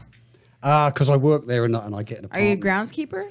No, I'm the facilities manager. Oh, Kat, that's a great question, Kat. Why to put a guy down? You're fired. Are you the janitor? I didn't say janitor. Hey, I think it's cool that you got to live there. It's great. Yeah. But it is funny because, like, you know, there's been a couple of times when I've been sort of loading me drums. Janitor, if you want to be a dick about it. You know? And, you know, students or whatever have walked past. Oh, you're in a band. Yeah. Oh, what's the name of your band? Would you say, come and sit on my knee, and I'll tell you, son. Sit here. Let me clear a place for you to sit down. No, but it's great. I go, I'm in a band called the Dirty Priests, and they go, oh, and sort of take a step back, and it's great. I love it. I love that. That's the best. Yeah. That's awesome. That's what I wanted. I wanted a name for the band where people would go, oh God. It's terrible. Yeah. And then when he came up with the name, we were shooting other names around, and he came up with that one. I knew immediately that was it. Oh, so you came up with that name? Yeah. That was, I'm responsible. Yeah, originally we were, because everyone except for me and Jimmy met through Craigslist, so we were the Craigslist killers until we found out that there's like 5 other bands out there with that same name. Yeah. So it's all original members? Yeah. Yep. Oh, yeah. I think that's the first that we've had in the studio, don't you? Yeah, I think it is. Yeah. I think it's the first that we've had for all original members. That's really awesome. You come up with a great name like that, and it gives you that visual for your merch. Yeah. Right? Yeah. It gives you the visual for your stage show, right? Mm-hmm. Which you do all that shit, right? Oh, yeah, we wear the priest collars and all of that stuff, and yeah. we do. I think what's cool about it is that you let people's minds run wild with it. If you have a filthy mind, then you're going to think something filthy like you do. But I don't think so. Because it's not. Everybody knows that the dirty priest is a fucking dirty priest. Yeah, but in what it's way? not just people. But there's only one way. Well, yeah, in what way? In what way? In the fact that they're fucking sexually molesting children. Well, it goes a little further Or than they that don't now. wash their clothes. If you look on the Urban Dictionary, the dirty priest. Oh boy. Oh, yeah. You could tell. It's similar to a Alabama hot pocket. What's I don't know what- I was gonna say, I don't know what it is. It's a Sexual act. So bring it it's up. sexual So act. bring up the dirty priest on, What is it? and then I want you to put it up to the camera. Essentially, it is I'll look it up. Basically, you defecate into a vagina. No. That's how it That's starts the off Alabama because the Hot dirty priest leads to the Alabama hot pocket. Oh, yeah, that's and right. I that's only right. know this because, like, after we decided I don't on know being if I called the wanna- Dirty Priest, I googled it just to see what would come up. See if there's another band called the Dirty. We Priest. found this out after the fact, by the way. Yeah, Urban Dictionary comes up. So a dirty priest is if you're fucking your lover with a crucifix while beating them around the head with a Bible. What? And then once they're unconscious, then you take a shit in You in can their use a vagina consecrated candle, and you Jimmy. fuck them, and then that's the Alabama hot pot. Oh, I thought it was going to be bad. Yeah, but the other thing is, really. That's kind of boring. Well, is that standard nowadays? And if You're it a dirty goes, priest, it is, yeah. but the whole goes name with leads the confidence. mind to wander, and that's the whole point. Well, it does, but I mean, I thought of to little me, I boys. think it got so bad, right? I mean, in all seriousness, that the Catholic Church and all that got so I bad googled for dirty 30 priest and it years, says you know? hot porn videos. I kid you not. Oh wait, that's not us. That's him. That's me. Hot porn videos. Okay, dirty priest. Yeah. So I did have a question for you, right? And it's serious, not serious in I'm gonna want everyone to get serious, but you roadie for the Addicts. Yeah. I know when we played with you guys, Monkey came out for a beer, and sat there, and he's been to a few shows where you guys play. Yeah. Yep. Have you played with them? Do you want to play with them? Do you ever try and pull that? Come on, Monkey, give us a go. Let's have a fucking get up and play a show with you because you're good enough. Your band is easily. Oh yeah, definitely. The sound of you is good enough that if they're playing a show at the Observatory and they got 3 support bands on, that you could be playing with. We're still trying to work that out. Just hasn't come to fruition yet. Jimmy used to roadie for the Addicts too. It's actually how I met Jimmy. Did you, Jimmy? Oh yeah, Drum I was a tech. Drum tech for a long. Fucking drum People thought tech. he was angry. What the He said. fuck is a drum tech? Well, I got to like move this. Drinks a lot of beer Move and that. moves. Sets the drums Stuff. up, sits behind Turns them a for lot of 5 wing minutes, nuts. goes boom, boom, boom. All right, son, you're good. and then I Fucks off. no, I keep me beady eye on them the whole time. Yeah. Oh, there you go then. You are a Drum tech. / beer tech. Yeah. When did the word tester go away and become technician? I don't know. That's a bloody good question. Was it that. used to be? Did it used to be tested? It fucking should do. I work at Home Depot. We got lock technicians. Fuck off, you push cart, you cunt. A car technician? I know it's like A you lock technician. A lot technician? I used to be a vision technician. I didn't work at making glasses. I was a window cleaner. With vision. So I was a vision technician because I made life clearer for people. There you go. So I'm a radio technician. Oh yeah. I'm not. No, I fuck things up every day. Yeah, I do too. Even as much as I look at these screens and go, I've got this sorted out, I fuck it You up never every got it show. sorted out. Yeah, I fuck I've it up never all the gone time. through a show without fucking it up. Nope. And if I ever do, it's time to quit. There you go. Like I say, that just takes me back to John I like Peel that, again. Dutchie. Because Yep. it's I like mistakes. That makes it human. I like it when I watch. That's the only way you learn. Yeah, and I love it when I watch a band and one of them fucks up and they just look at each other and laugh. That's brilliant because that just makes them more human. You know. One of the We things do it all the time. Well, we all do, don't we? Yeah. Especially live. That's what live is all Yep. about. Whether it's Exactly. TV, music, Exactly. radio, or whatever. We call tech.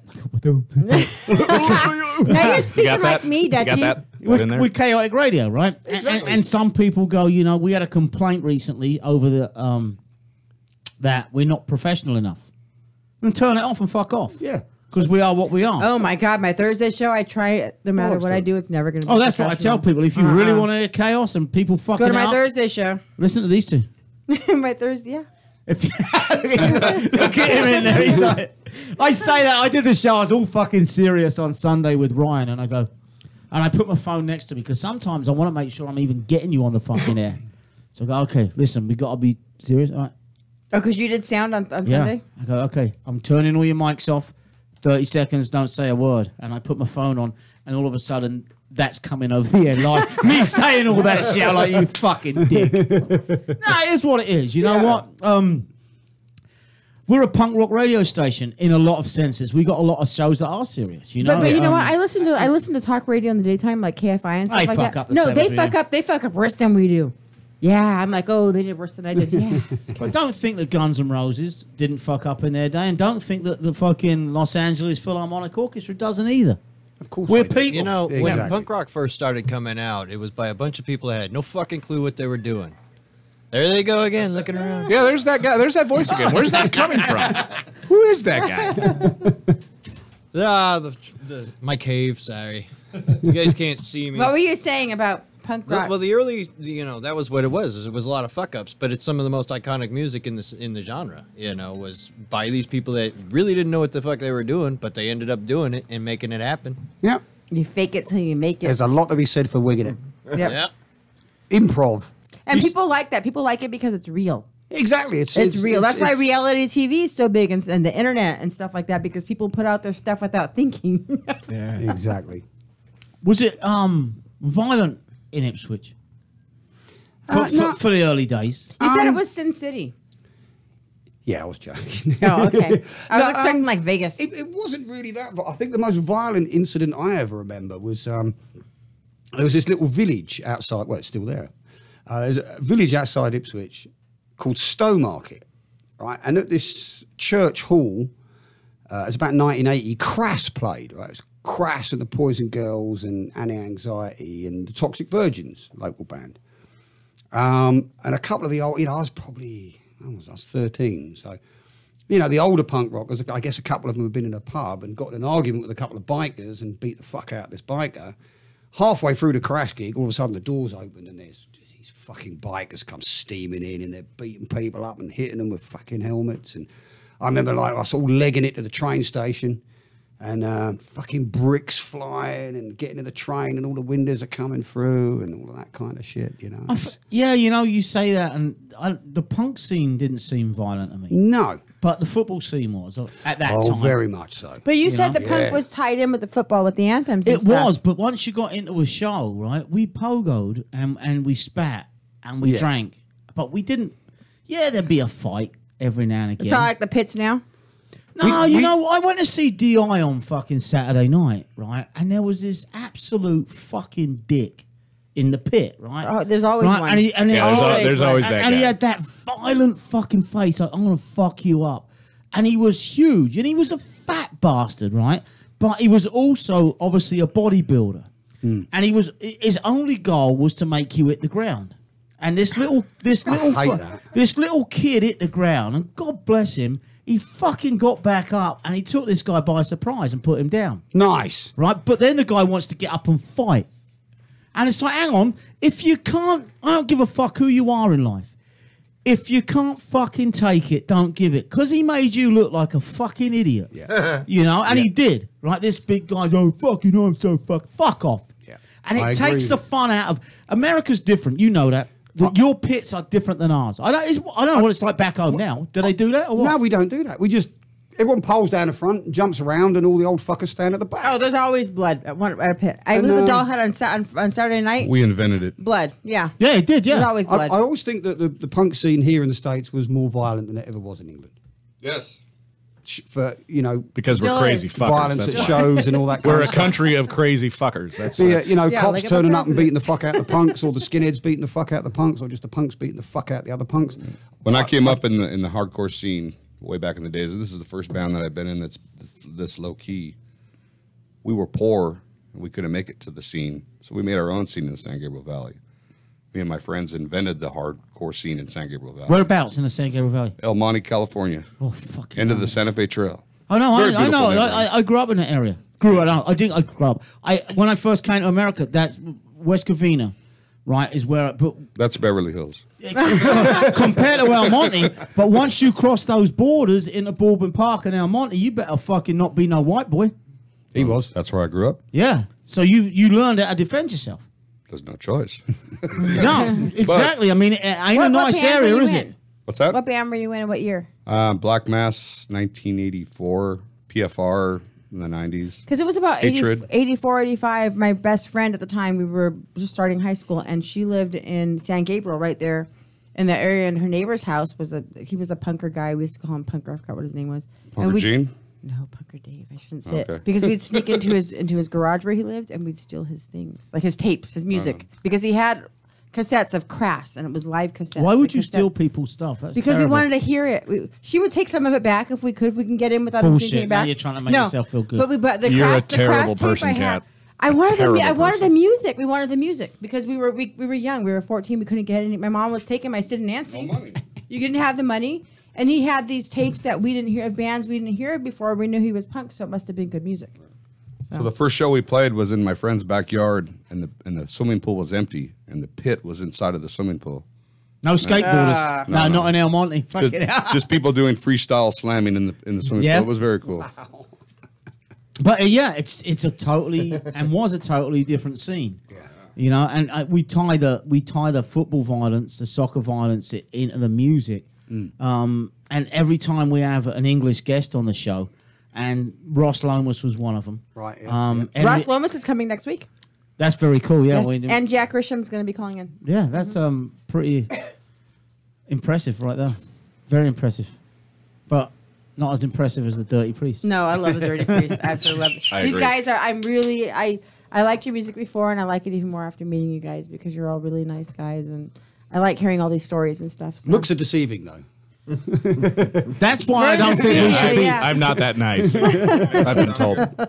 That's why I don't think we should have YouTube. Because when you got fucking ugly bastards like us in the studio, who wants to watch that shit? Well, I've always thought, Dutchie, you do have the perfect face for radio. I know, I do. Yeah.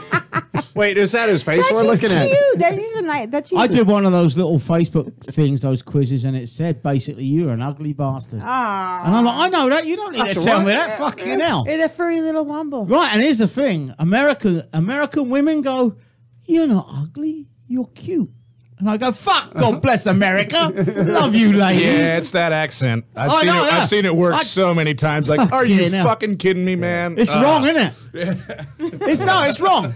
That is so fucking This right. guy, he'll lean in. Hello, sweet pea. Yeah, and it's over. It's You done. don't have a fucking saying that goes with it, do you? No, of course not. No, it's all ad lib. Yeah, same as that. Excuse me, darling. Could I get a bottle of Budweiser, mate, please? Excuse me, ladies. I'm not in your. Am I? No, that's cool. Oh, no, yeah, I'm from England. Yeah. Can I get you something? I could talk to you all night. Well, let's do that then. We'll wake up in the morning together, won't we? Oh, you're so dirty. I'm a dirty priest. No, it's just wrong. It's wrong. good But Lord. hey, you got to use what you got, right? Exactly. What have you got in your arsenal?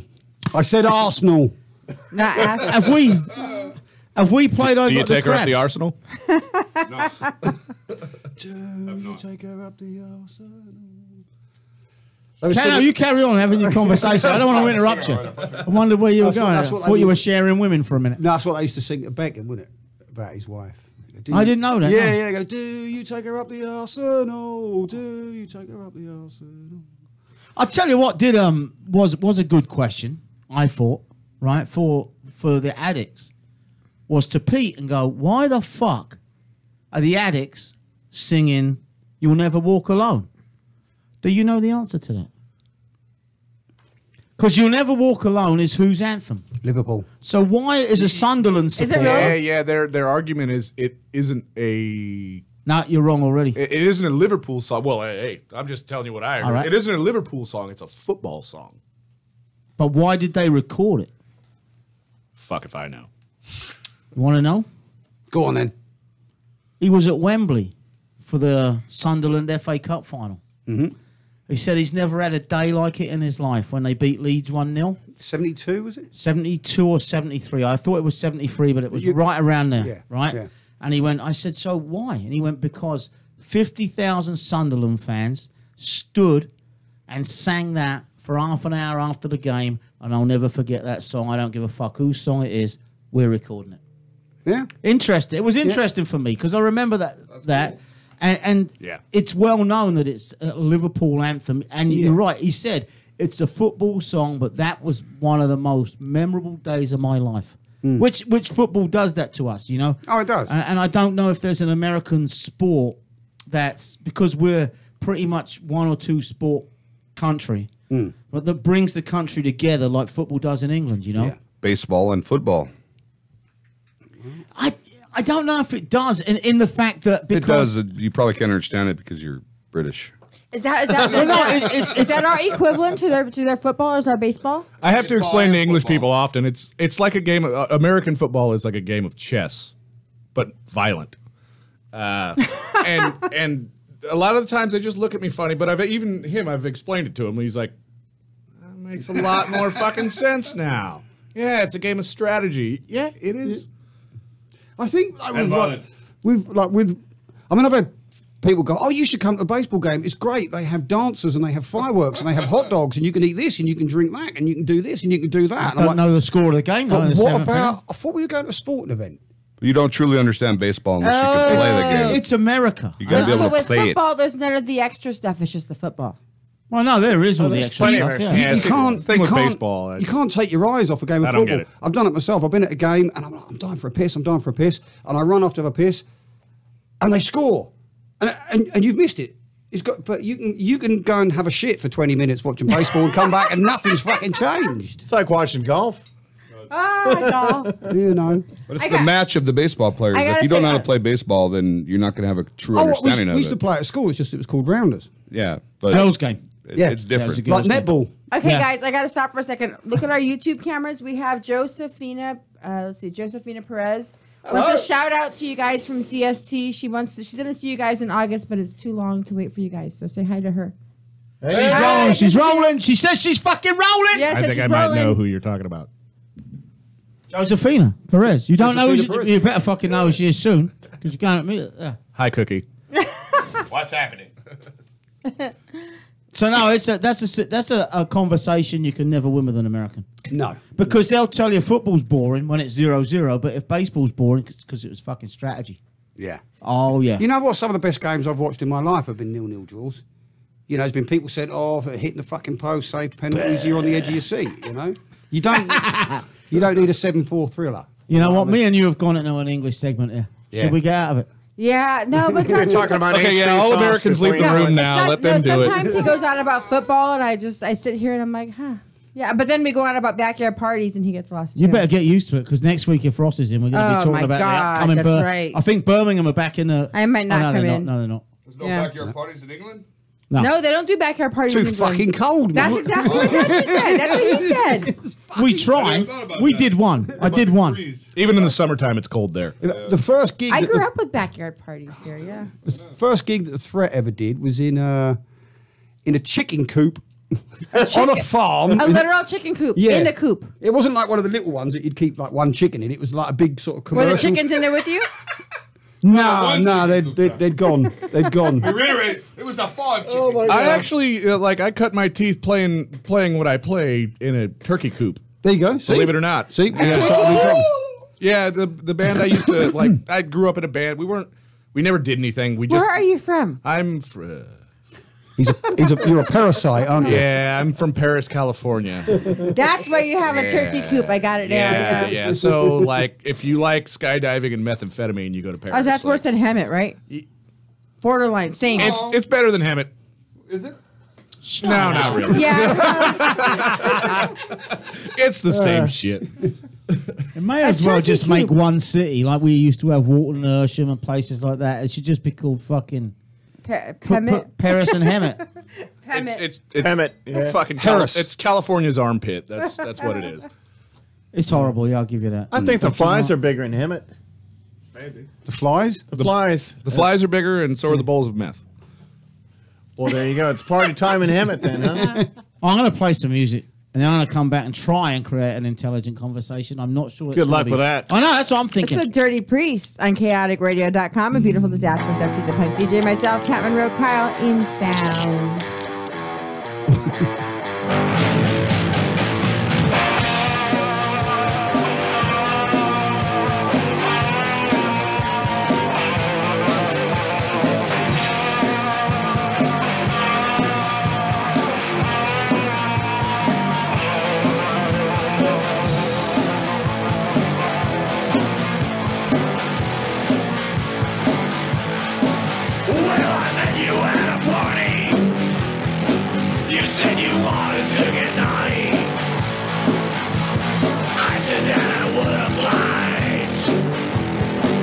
Took our drinks outside. The bed started getting heavy. We hit the backseat of my Chevy. You lifted up your miniskirt. Said do it hard and make it hurt. I saw you 2 weeks later. Your eyes are filled with anger. I said come on baby, tell me what the fuck's the matter. You said I got the crabs. I got the crabs. I got the crabs. I got them from you. I got the crabs. I got the crabs. I got the crabs. And now my reputation's ruined. And it's all because of you.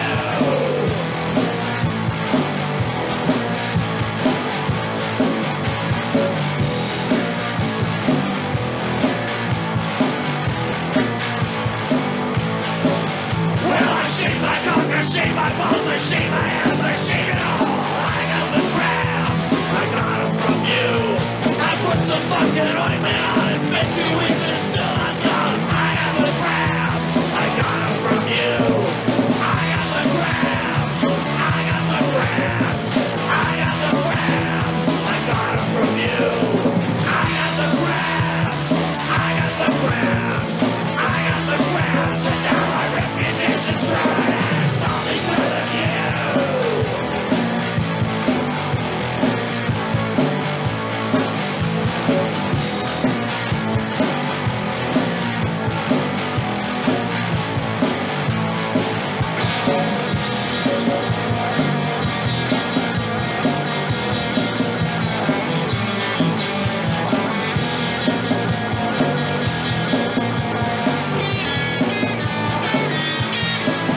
Well, Jackie got with Patty, and Patty got with Steve. You got with Steve the night before the time you got with me. I don't know how it started or how it all began. I know one thing for sure, the age got fucking down. I got the crabs, I got the crabs, I got the crabs, I got them from you. I got the crabs, I got the crabs, I got the crabs, and now my reputation's ruined, and it's all because of you.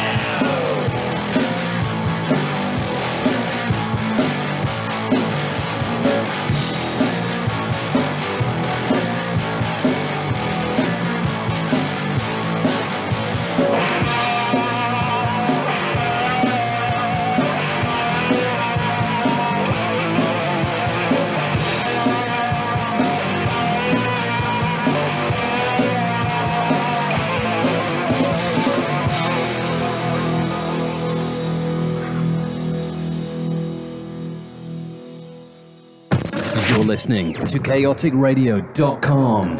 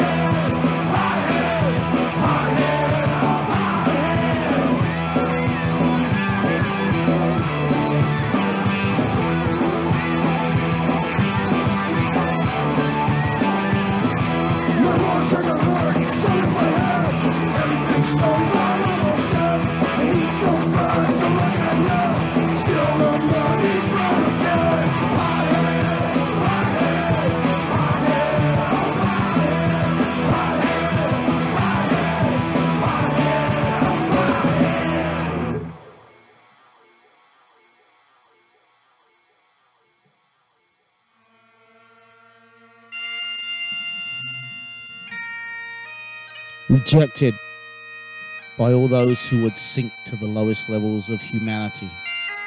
4 brave men sought to do God's work to save rock and roll from certain death. With heavy pagan drum beats, poorly tuned guitars, and the ear-splitting force of 1,000 exploding suns, the dirty priests have come to fulfill their holy obligation to all of mankind. Teenage angst, fear of... What's that fucking word? Communicable diseases and the tragedy of unrequited love are all the motivation that these traveling minstrels of mayhem need to spur them on. Lock up your liquor cabinets, you fuckers. The dirty priests have come to town. Hello. Dutchie, you gave me a twinge right there. I have a bit of an erection.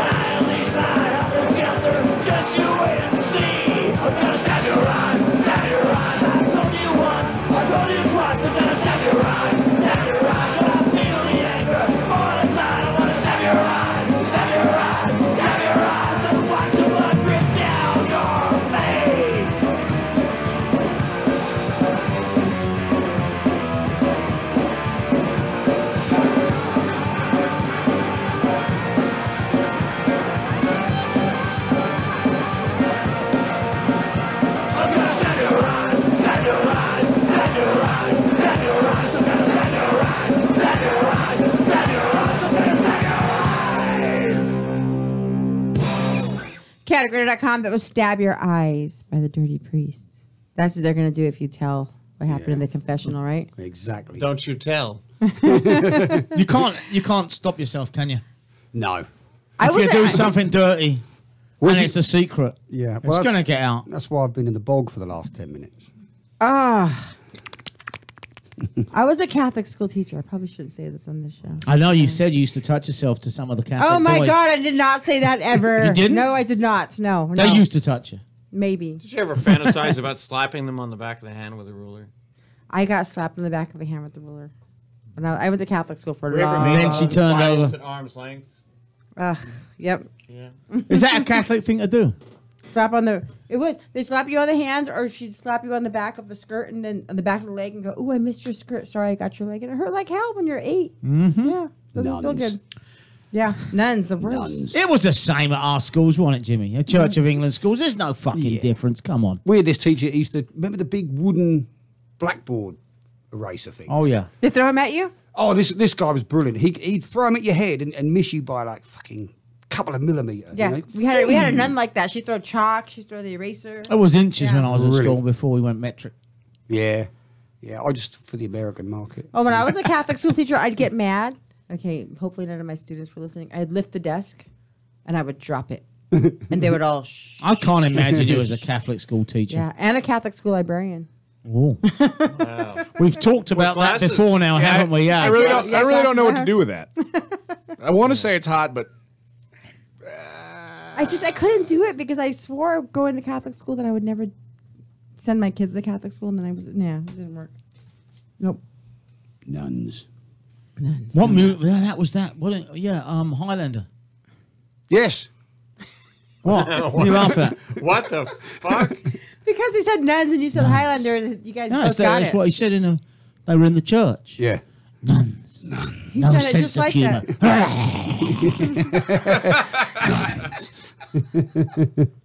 that. the Kagan, or whatever the fuck. Come on, people!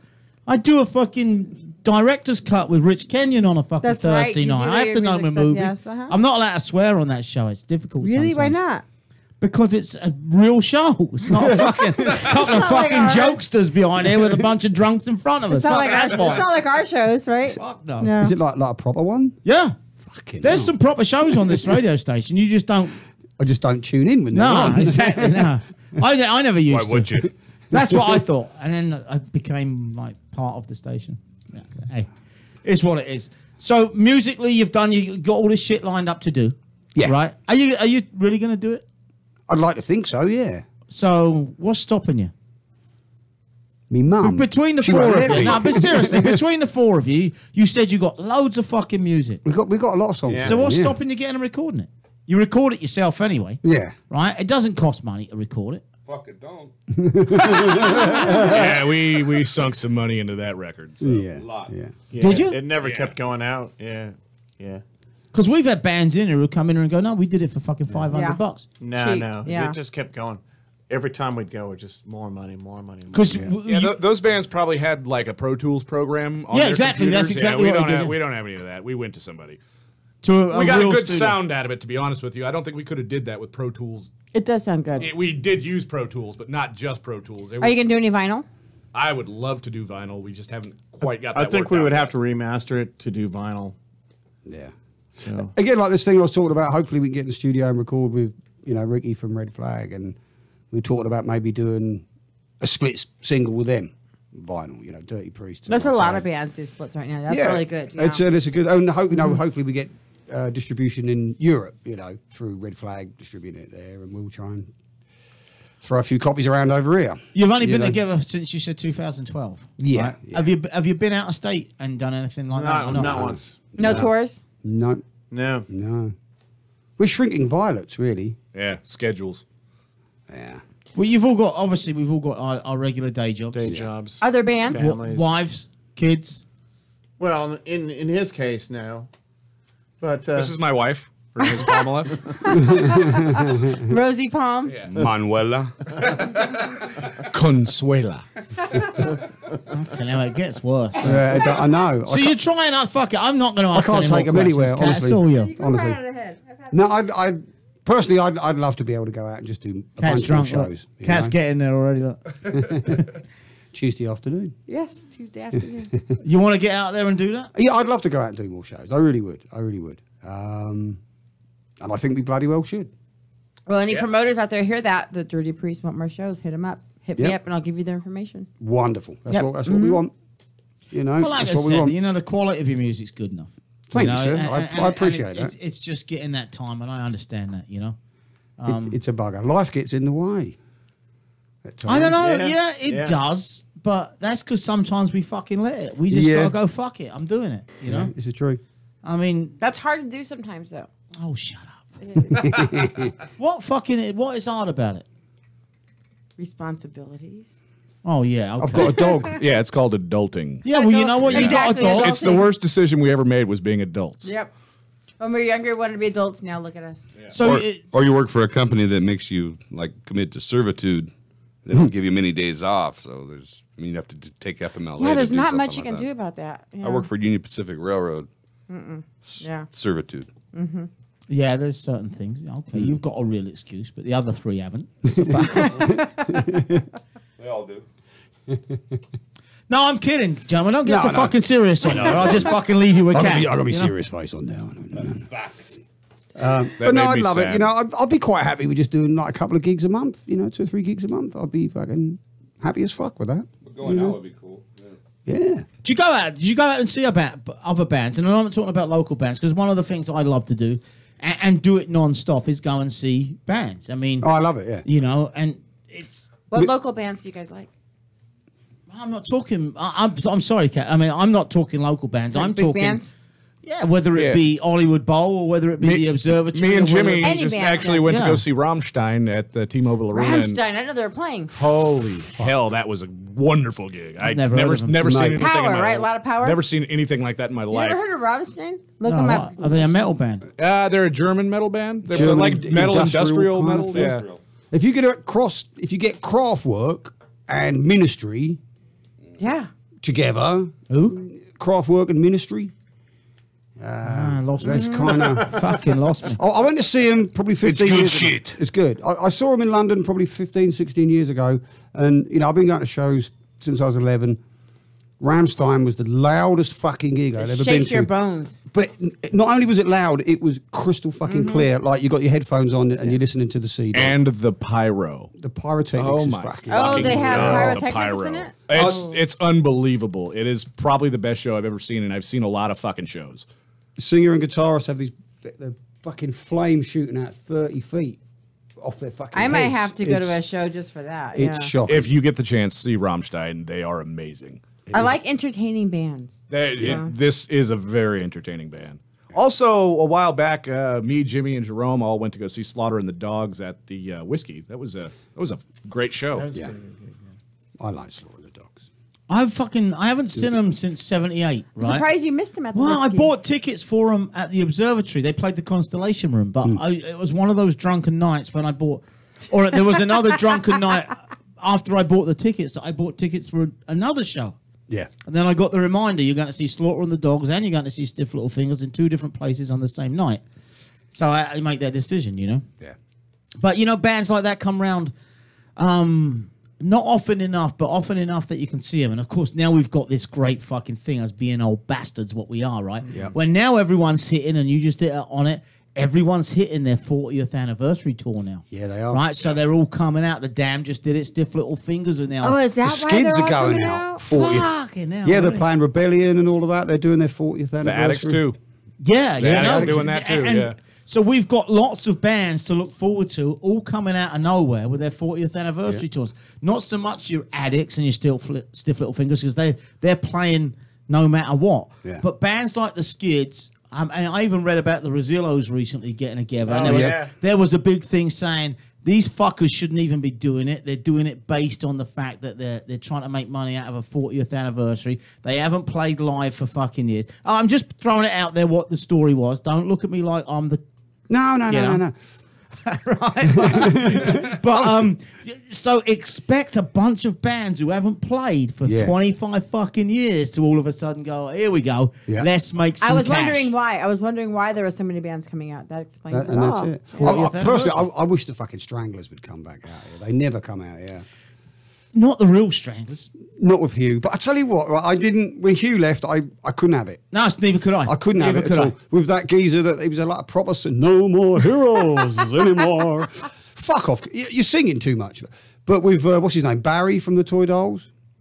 Doing Hugh Barry, that he was in the Toy Dolls. Dutchie doesn't like the Toy Dolls. No. I like Toy Dolls. Was Barry, yeah. When I saw him, it was at the Queen Mary Ink and Iron or whatever it was, probably 5 years ago. Ink and Iron? Yeah, they were angry. The Stranglers were angry again, and they were almost as good as when I used to watch them with Hugh. They were good. They're worth seeing again.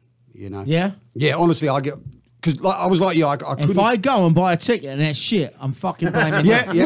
Yeah.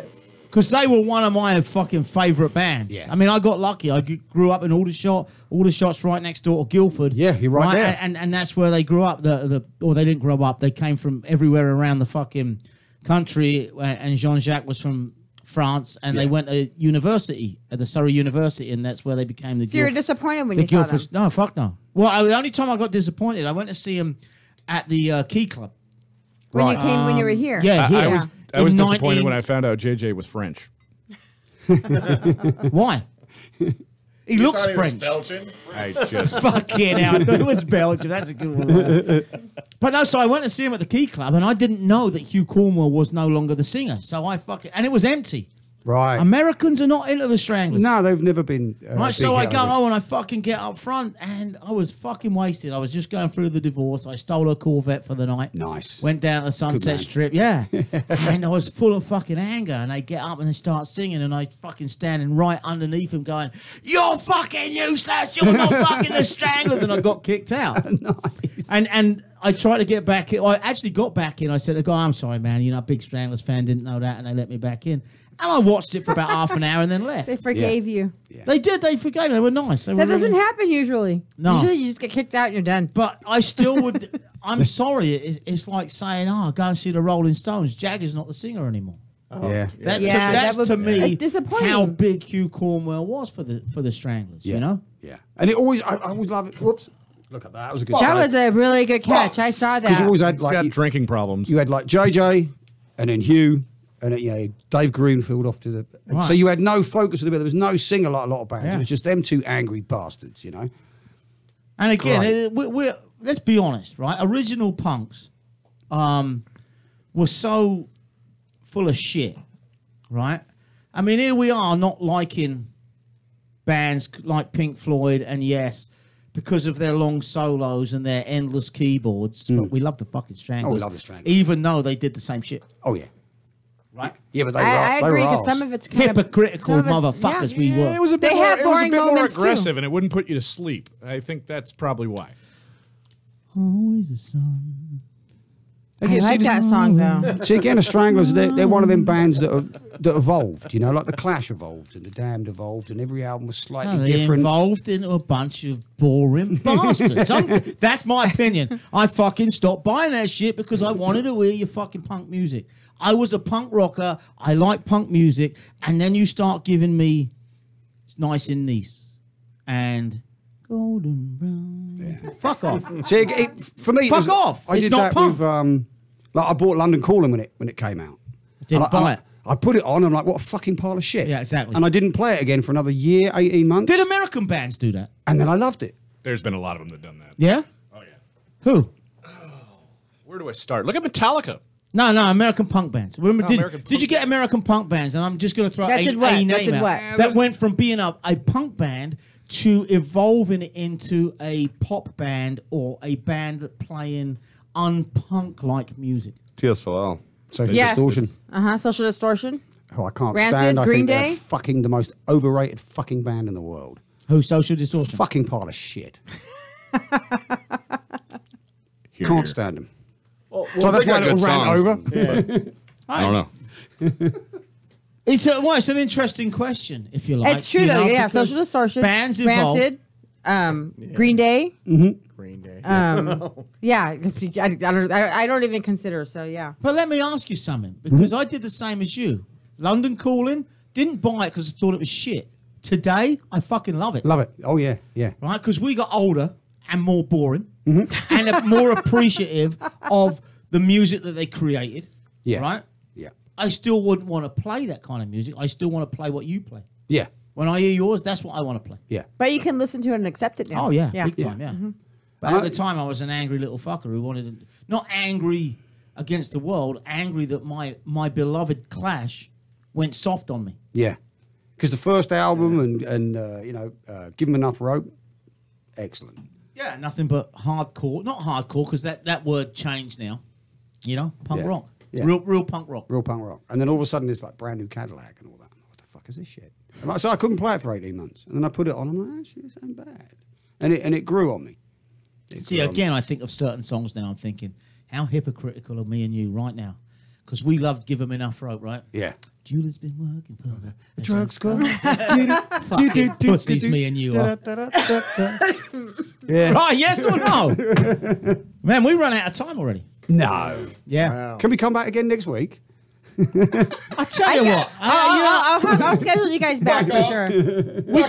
We could do. There's no show after us. We could do another half hour if you want. We could just put, Are you guys good for another half You hour? want to do another half hour? I don't mind. Kyle, are you good for that? Yeah, let's do it. Just All right. run a break in about. All right, I'll tell you what I'll do. I'm going to play. This is a hold up. You can fade it out, go to commercial. We'll be back. We got a 6:30. Awesome. ChaoticRadio.com, Beautiful Disaster, Dutchy the Punk DJ, myself, Cat Monroe, Kyle back there in sound, and we have Dirty Priest live in studio going till 6:30.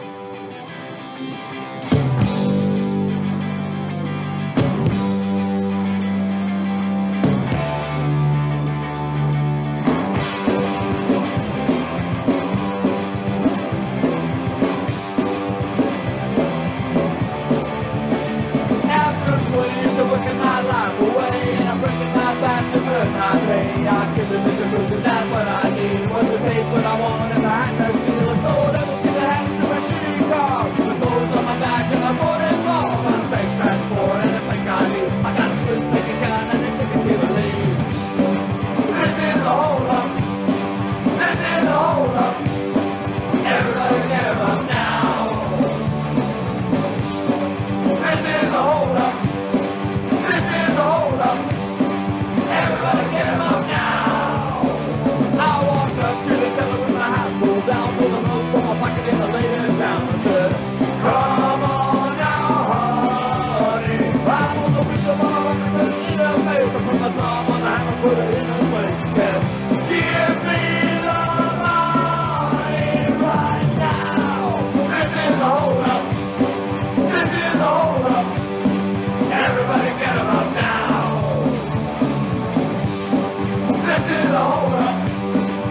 said, hold up.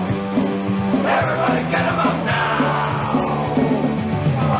Give me the body. Give me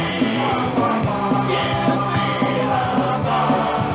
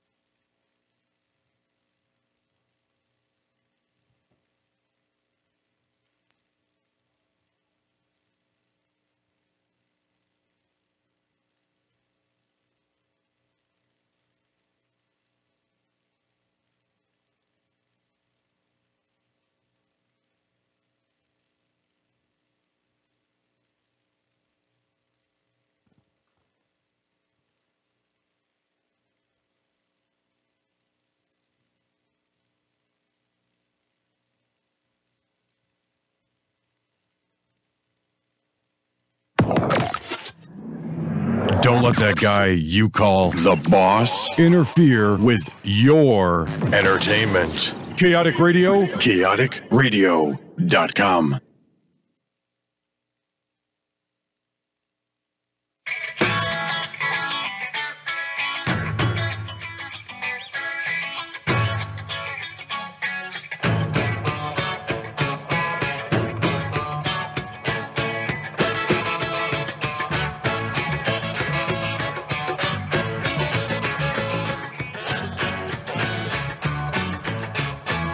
You're listening to A Beautiful Disaster with the Dirty Priest and Dutchie the Punk DJ, myself, Cat Monroe, and Kyle back there in sound. We've had a great show.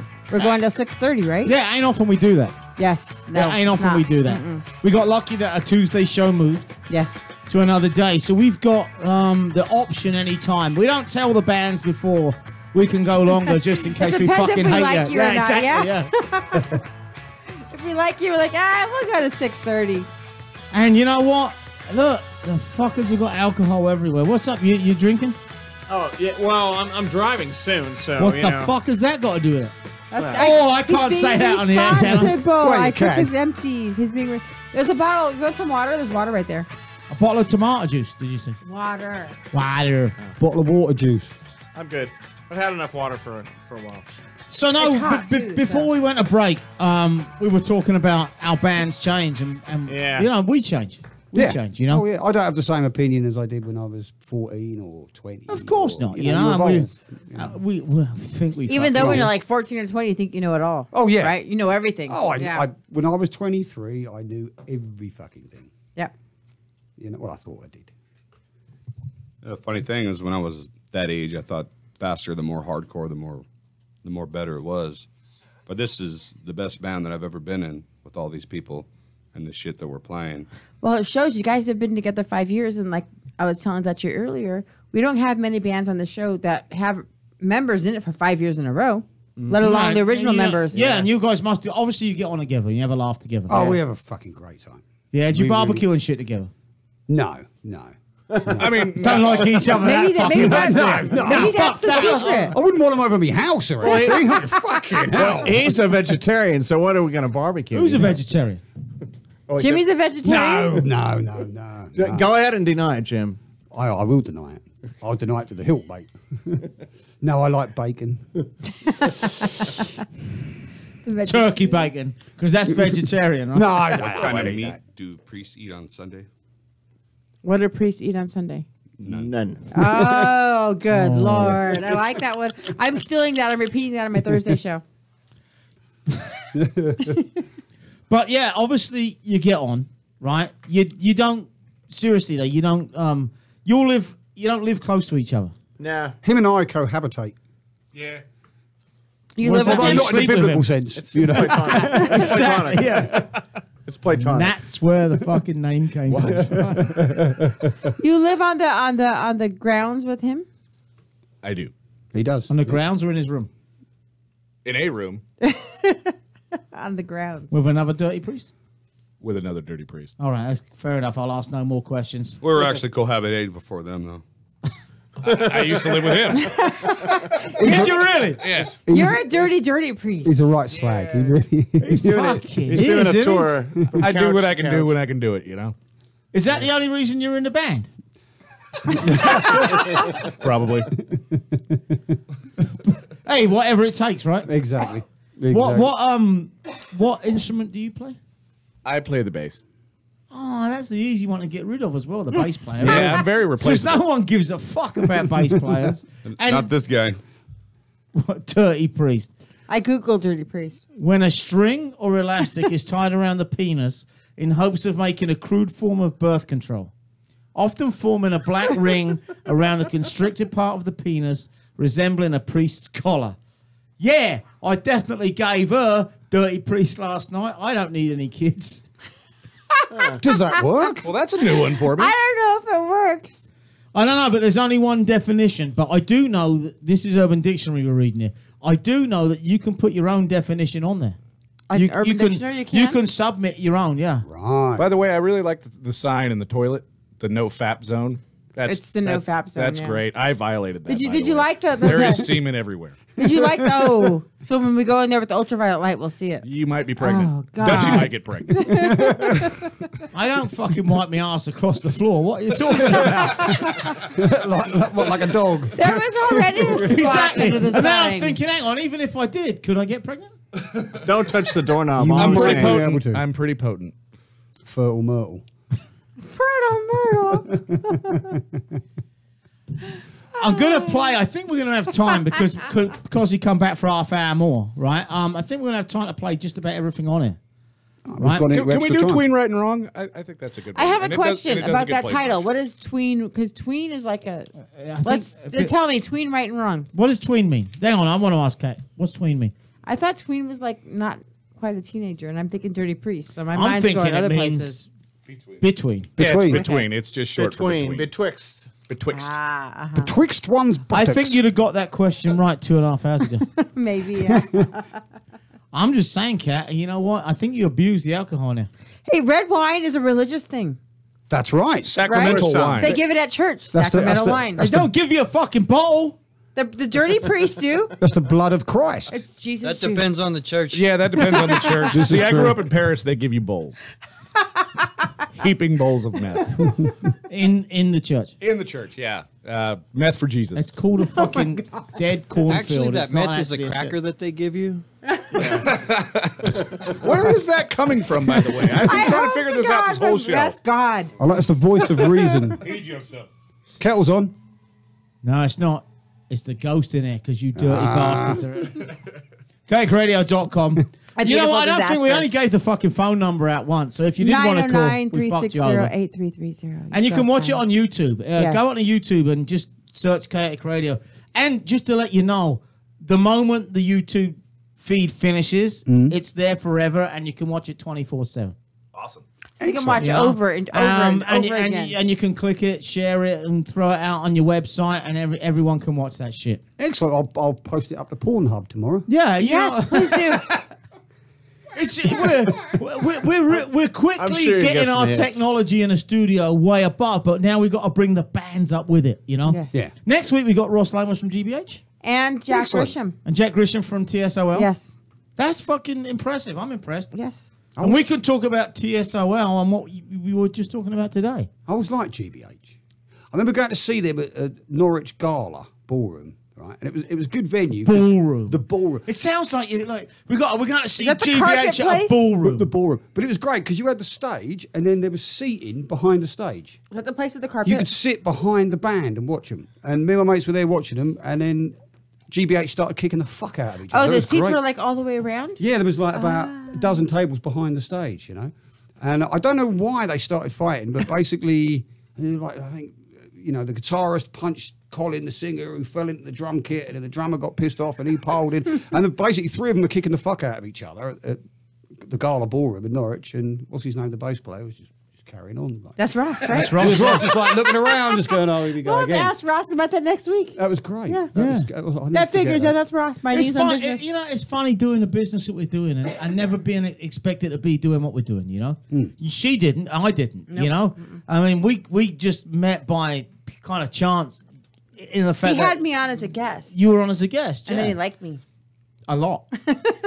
You know, but I mean, I never expected to meet and interview Stiff Little Fingers and Cockney Rejects and The Addicts. the Addicts. The and Dickies. yeah, it's like, get the fuck out, you know? And the stories that you tell, the big bands and you guys, you know, we had a bunch of kids on here the other day who'd only been together as a band There's for a less lot than of a year. good kid They're bands 19, coming out 20 there. years old, you know? Excellent. And it don't matter. I mean, we ain't got a show without people on it, right? Simple as that. They're brand new. They're kids starting a new punk band. And then you got fuckers like me and you who are in our 50s, right? And then you got the established guys. And I mean, we didn't set out to create a fucking show. We don't give a fuck if people listen or they don't listen. Of course you care, but you know We what I mean. have fun. You know, but it's all about when you meet people like Ross Lomas, and we ended up having such a fucking laugh talking about Shawaddy Waddy and the Wombles. Excellent. Right? Remember, you're She is a womble. Remember. But He he's has a telling little me- womble. He's telling me one of his fucking friends in another big time punk band ended up the drummer on tour, dressed as a womble. Brilliant.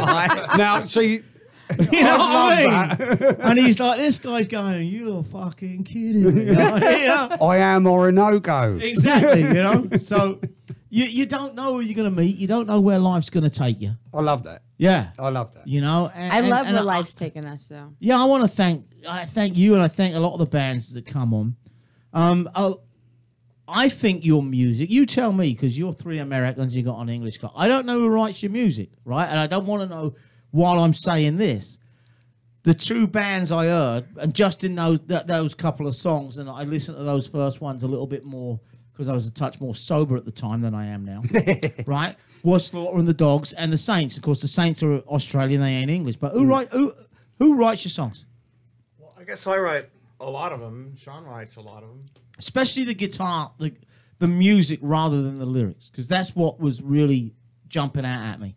Yeah, that's sort of a group effort.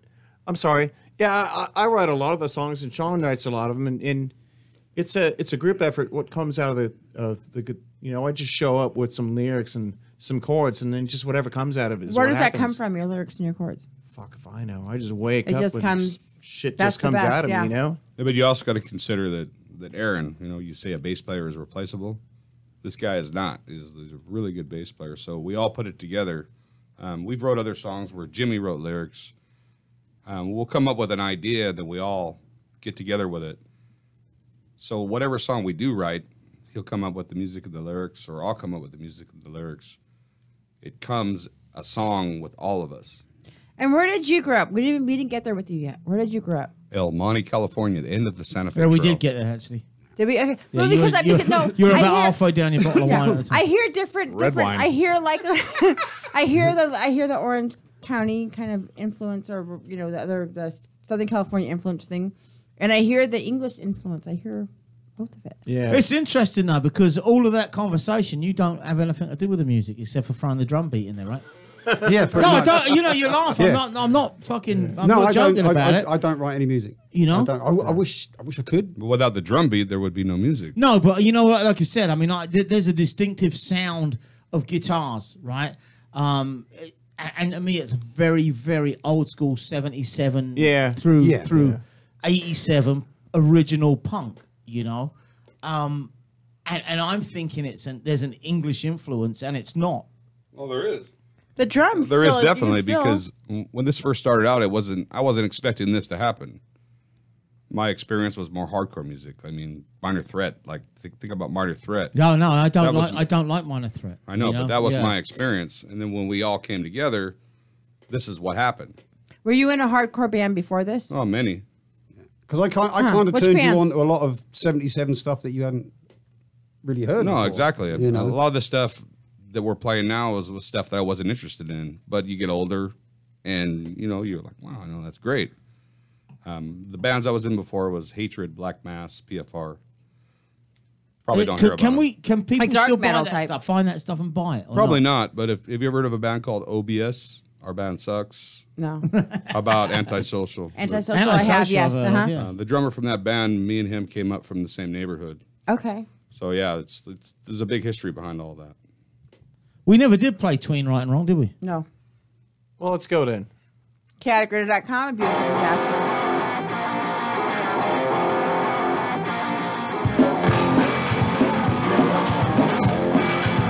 I was born with a problem. I've had it all along. I was born not knowing between right and wrong. If I break your heart, little girl, don't go crying to me. I told you from that strong little girl, you know there's something wrong with me. I can't tell no difference between right and wrong. I said I can't tell no difference between right and wrong.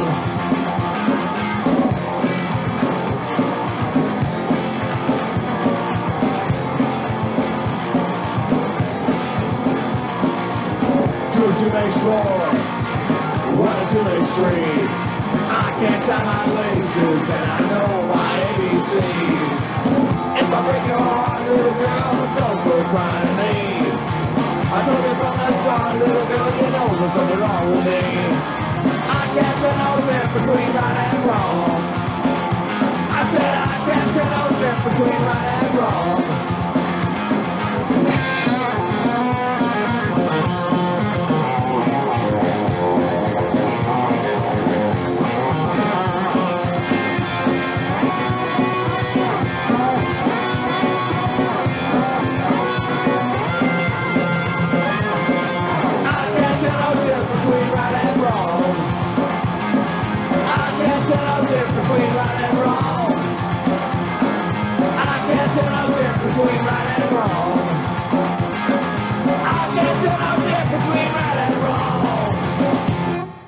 Between Right and Wrong by The Dirty Priest on chaoticradio.com. A beautiful disaster. Like I said it many times in this show.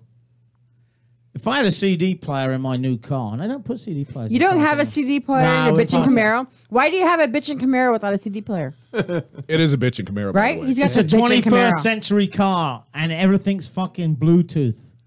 Come on. I've got a tape deck in mind, so there's that. I want to go get a fucking... I feel like taking it and go, you see this fucking screen that gives me navigation and traffic? Get that fucker exactly. out of there. Put and a put me CD a player. tape deck. Do you do a combination CD, tape yes, deck, that's what you need. And 8-track player? And you need a pencil for the tape deck. You gotta have a pencil. A big pencil? A big pencil. Could I possibly recite a limerick? Of course you can. Okay, here we go. Ready? You ready? Yeah. I get a kick at showing my dick to the girls who wander around town. They don't look in disgust. No, they look fairly chuffed because me chopper near reaches the ground. That's the best. Wow. And there you go. So poetic. Wow. That is awesome. Limerick by Jimmy on chaoticradio.com. Have you got any more? Not on me, no. I'm sure I could pull one out of somewhere. You remember who Nipper, Chipper, and Chopper were, though, right? Yes. Who, what? Nipper, Chipper, and Chopper. Nipper, Chipper, and Chopper. Chipmunks? No, you know the record label. What record label was it, Teller? I don't know. Actually, the record label was Nipper and Chipper. RCA. Look up the original. Oh, is that what it is? RCA Records? The RCA Records, right? If you look up their logo, they had a couple of dogs on there. I mean, I don't know. Yes, the little white dog with the black spots on the eyes. That's Nipper and Chipper. That's Nipper and and they're Chipper. listening to the big... big speaker, yes. Yeah. Mm-hmm. Well, I mean, I'm sure that's what it is. where you grew up, you know, if you had 3 kids, one of and they was all boys, especially the smallest one was Nipper, the next one was Chipper, and the big one was Chopper. So I'm gonna start calling my boys Nipper and Chipper. Yeah, Nipper and Chipper. Yeah. Anyway, I don't know where the fuck we came up from. 'Cause you said something about your chopper hanging to the ground. I think that's what it was. But fuck off.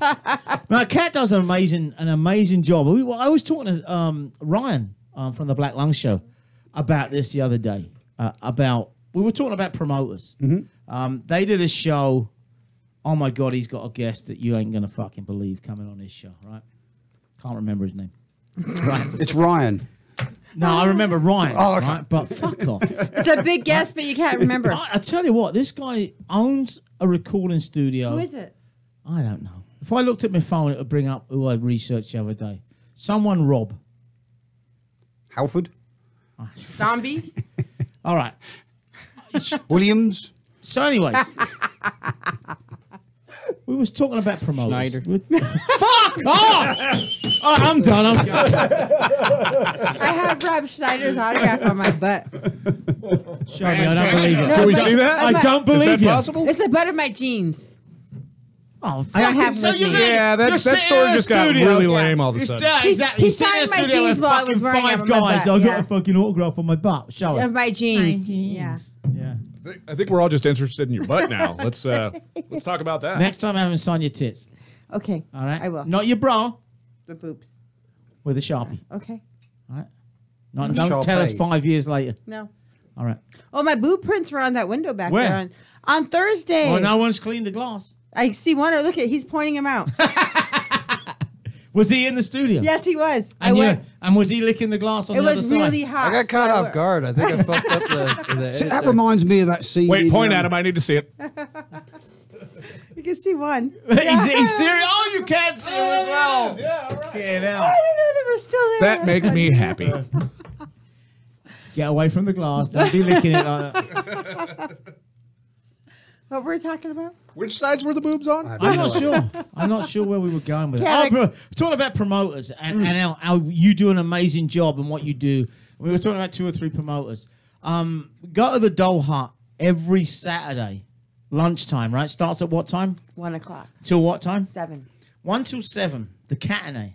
Yes. The Catanay.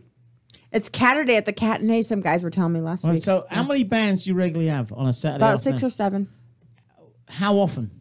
Every Saturday.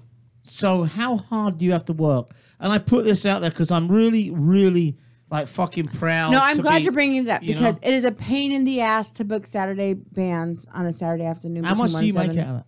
Zero. Right, so you know It's for what the I'm love, saying? isn't it? Yeah. It's for the Yeah. love. For the scene to keep it I work going the and bar, so I make my tips, but off of I make tips anyways, but off of the show, I make zero. And I'll even buy bands beer to get them in there. I'll buy you a beer out of my own pocket. I'll See, give you that's 20 bucks beautiful. gas money to get you out here. I'll do that because it's what I like to do. Yeah. But it's to get bands on a Saturday Saturday afternoon, you know, they don't want to do it. But we get a decent crowd. It's a pre-party. It's a free show. Yeah. So you're getting new fans. You're networking with other bands. It's And then good. a lot of the times, that, you know, the band in the evening is it's good bands. A really good band. Sometimes it's and I'm not talking about the quality of the music. I'm talking about the name and how big that this band are. the 22nd is Bow Wow Wow.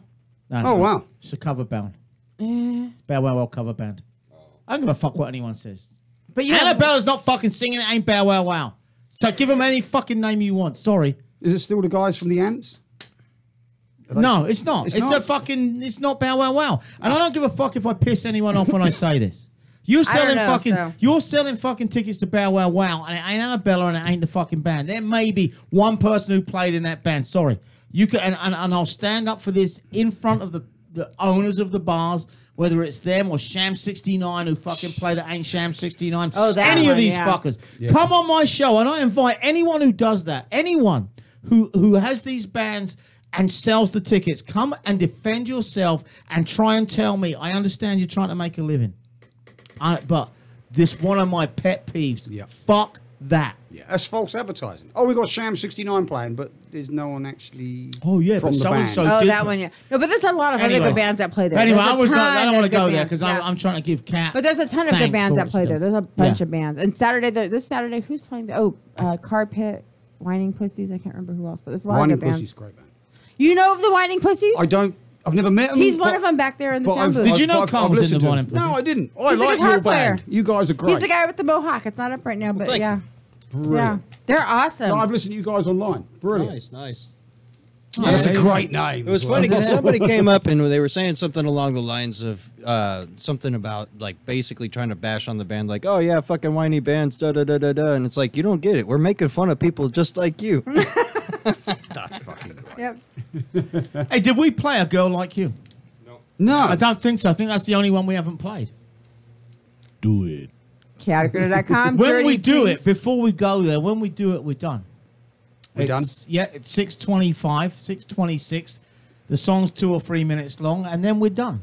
And listen to next week, we have Ross Lomas and Jack thanks- Grisham. Thanks for having us, guys. Yeah, thank you for coming Thank in. you for thanks for coming, having guys. us. That's been a delight. Thank you very much. It was a pleasure. And you know, I don't give a fuck what we talk about, but I love learning new shit, right?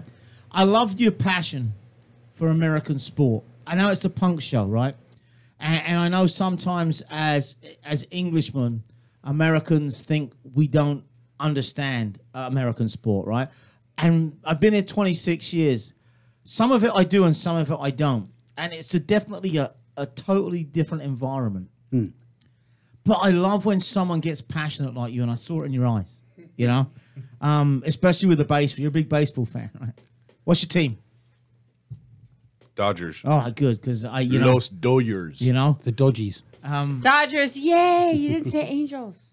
I live in Orange County, so everybody says Angels. But I grew up like, yeah, Dodgers, yeah. your music is second to none. Stands you. up there with everything and anything we play. Thank you. Yeah, it's really good stuff. I will be playing on my Thursday Look What Cat Dragged In show because it's a DIY unsigned label. Yeah. So yay. Conversation was fantastic. I hope you come back soon. Whether it's Thanks, to Touchy. whether it's We would to love to. whether it's to our show or whether it's back on the Black Lung show with Ryan, we don't care. We fucking all love each other. Yes, and I'm hoping they'll play that December 9th Christmas fundraiser for the Orangewood. Hopefully. Yeah, We'd we have love to. Ravens Moreland on that show Well, it's too. Christmas. You got to have priests at Christmas, haven't you? Yeah. Oh, there we go. You got to. Maybe we could It's bring a some religious nuns holiday. in for the night. That would be awesome. Maybe, Virgin maybe ones? I'll wear a nun Get the whole costume. nativity set. There you go. Maybe do- Jesus could come too. Little baby I'll dress Jesus. as Mary and I'll bring a donkey. There you go. I like Fucking donkeys. pervert. Why a donkey? Because she rode a donkey. Oh, I thought you were talking about something else. If I was a donkey, I'd want to live in Tijuana. Cat, donkey show? Yeah.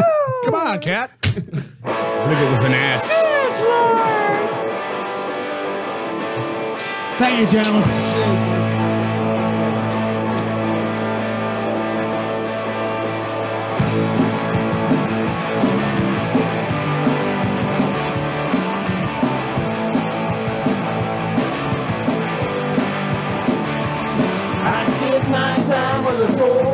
bitch. She took a mile every time I gave her an inch or two. She was too lazy to work, except for working an angle on me. She used me up and threw me out like a worn-out shoe. Life is hard and love is a bitch. Thinking just like you. If I can't get what I want, I'll take what I can get. I know it ain't no good. Life is hard and love is a bitch. Girl, you know it's true. But the way you love, baby, I don't mind getting used by a girl like you.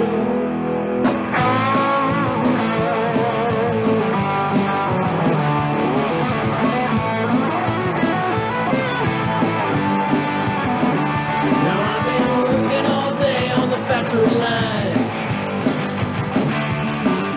Trying to find a way to kill these blues. I got my eye on a sweet little thing, and I got plans for getting ready for a sweet little punk band too. Life is hard and love is a bitch. Maybe just like you. And if I take you what I want, I'll take what I can get. I know it ain't no good. Life is hard and love is a bitch. Girl, you know it's true. But the way you look, baby, I don't mind getting used by a girl like you.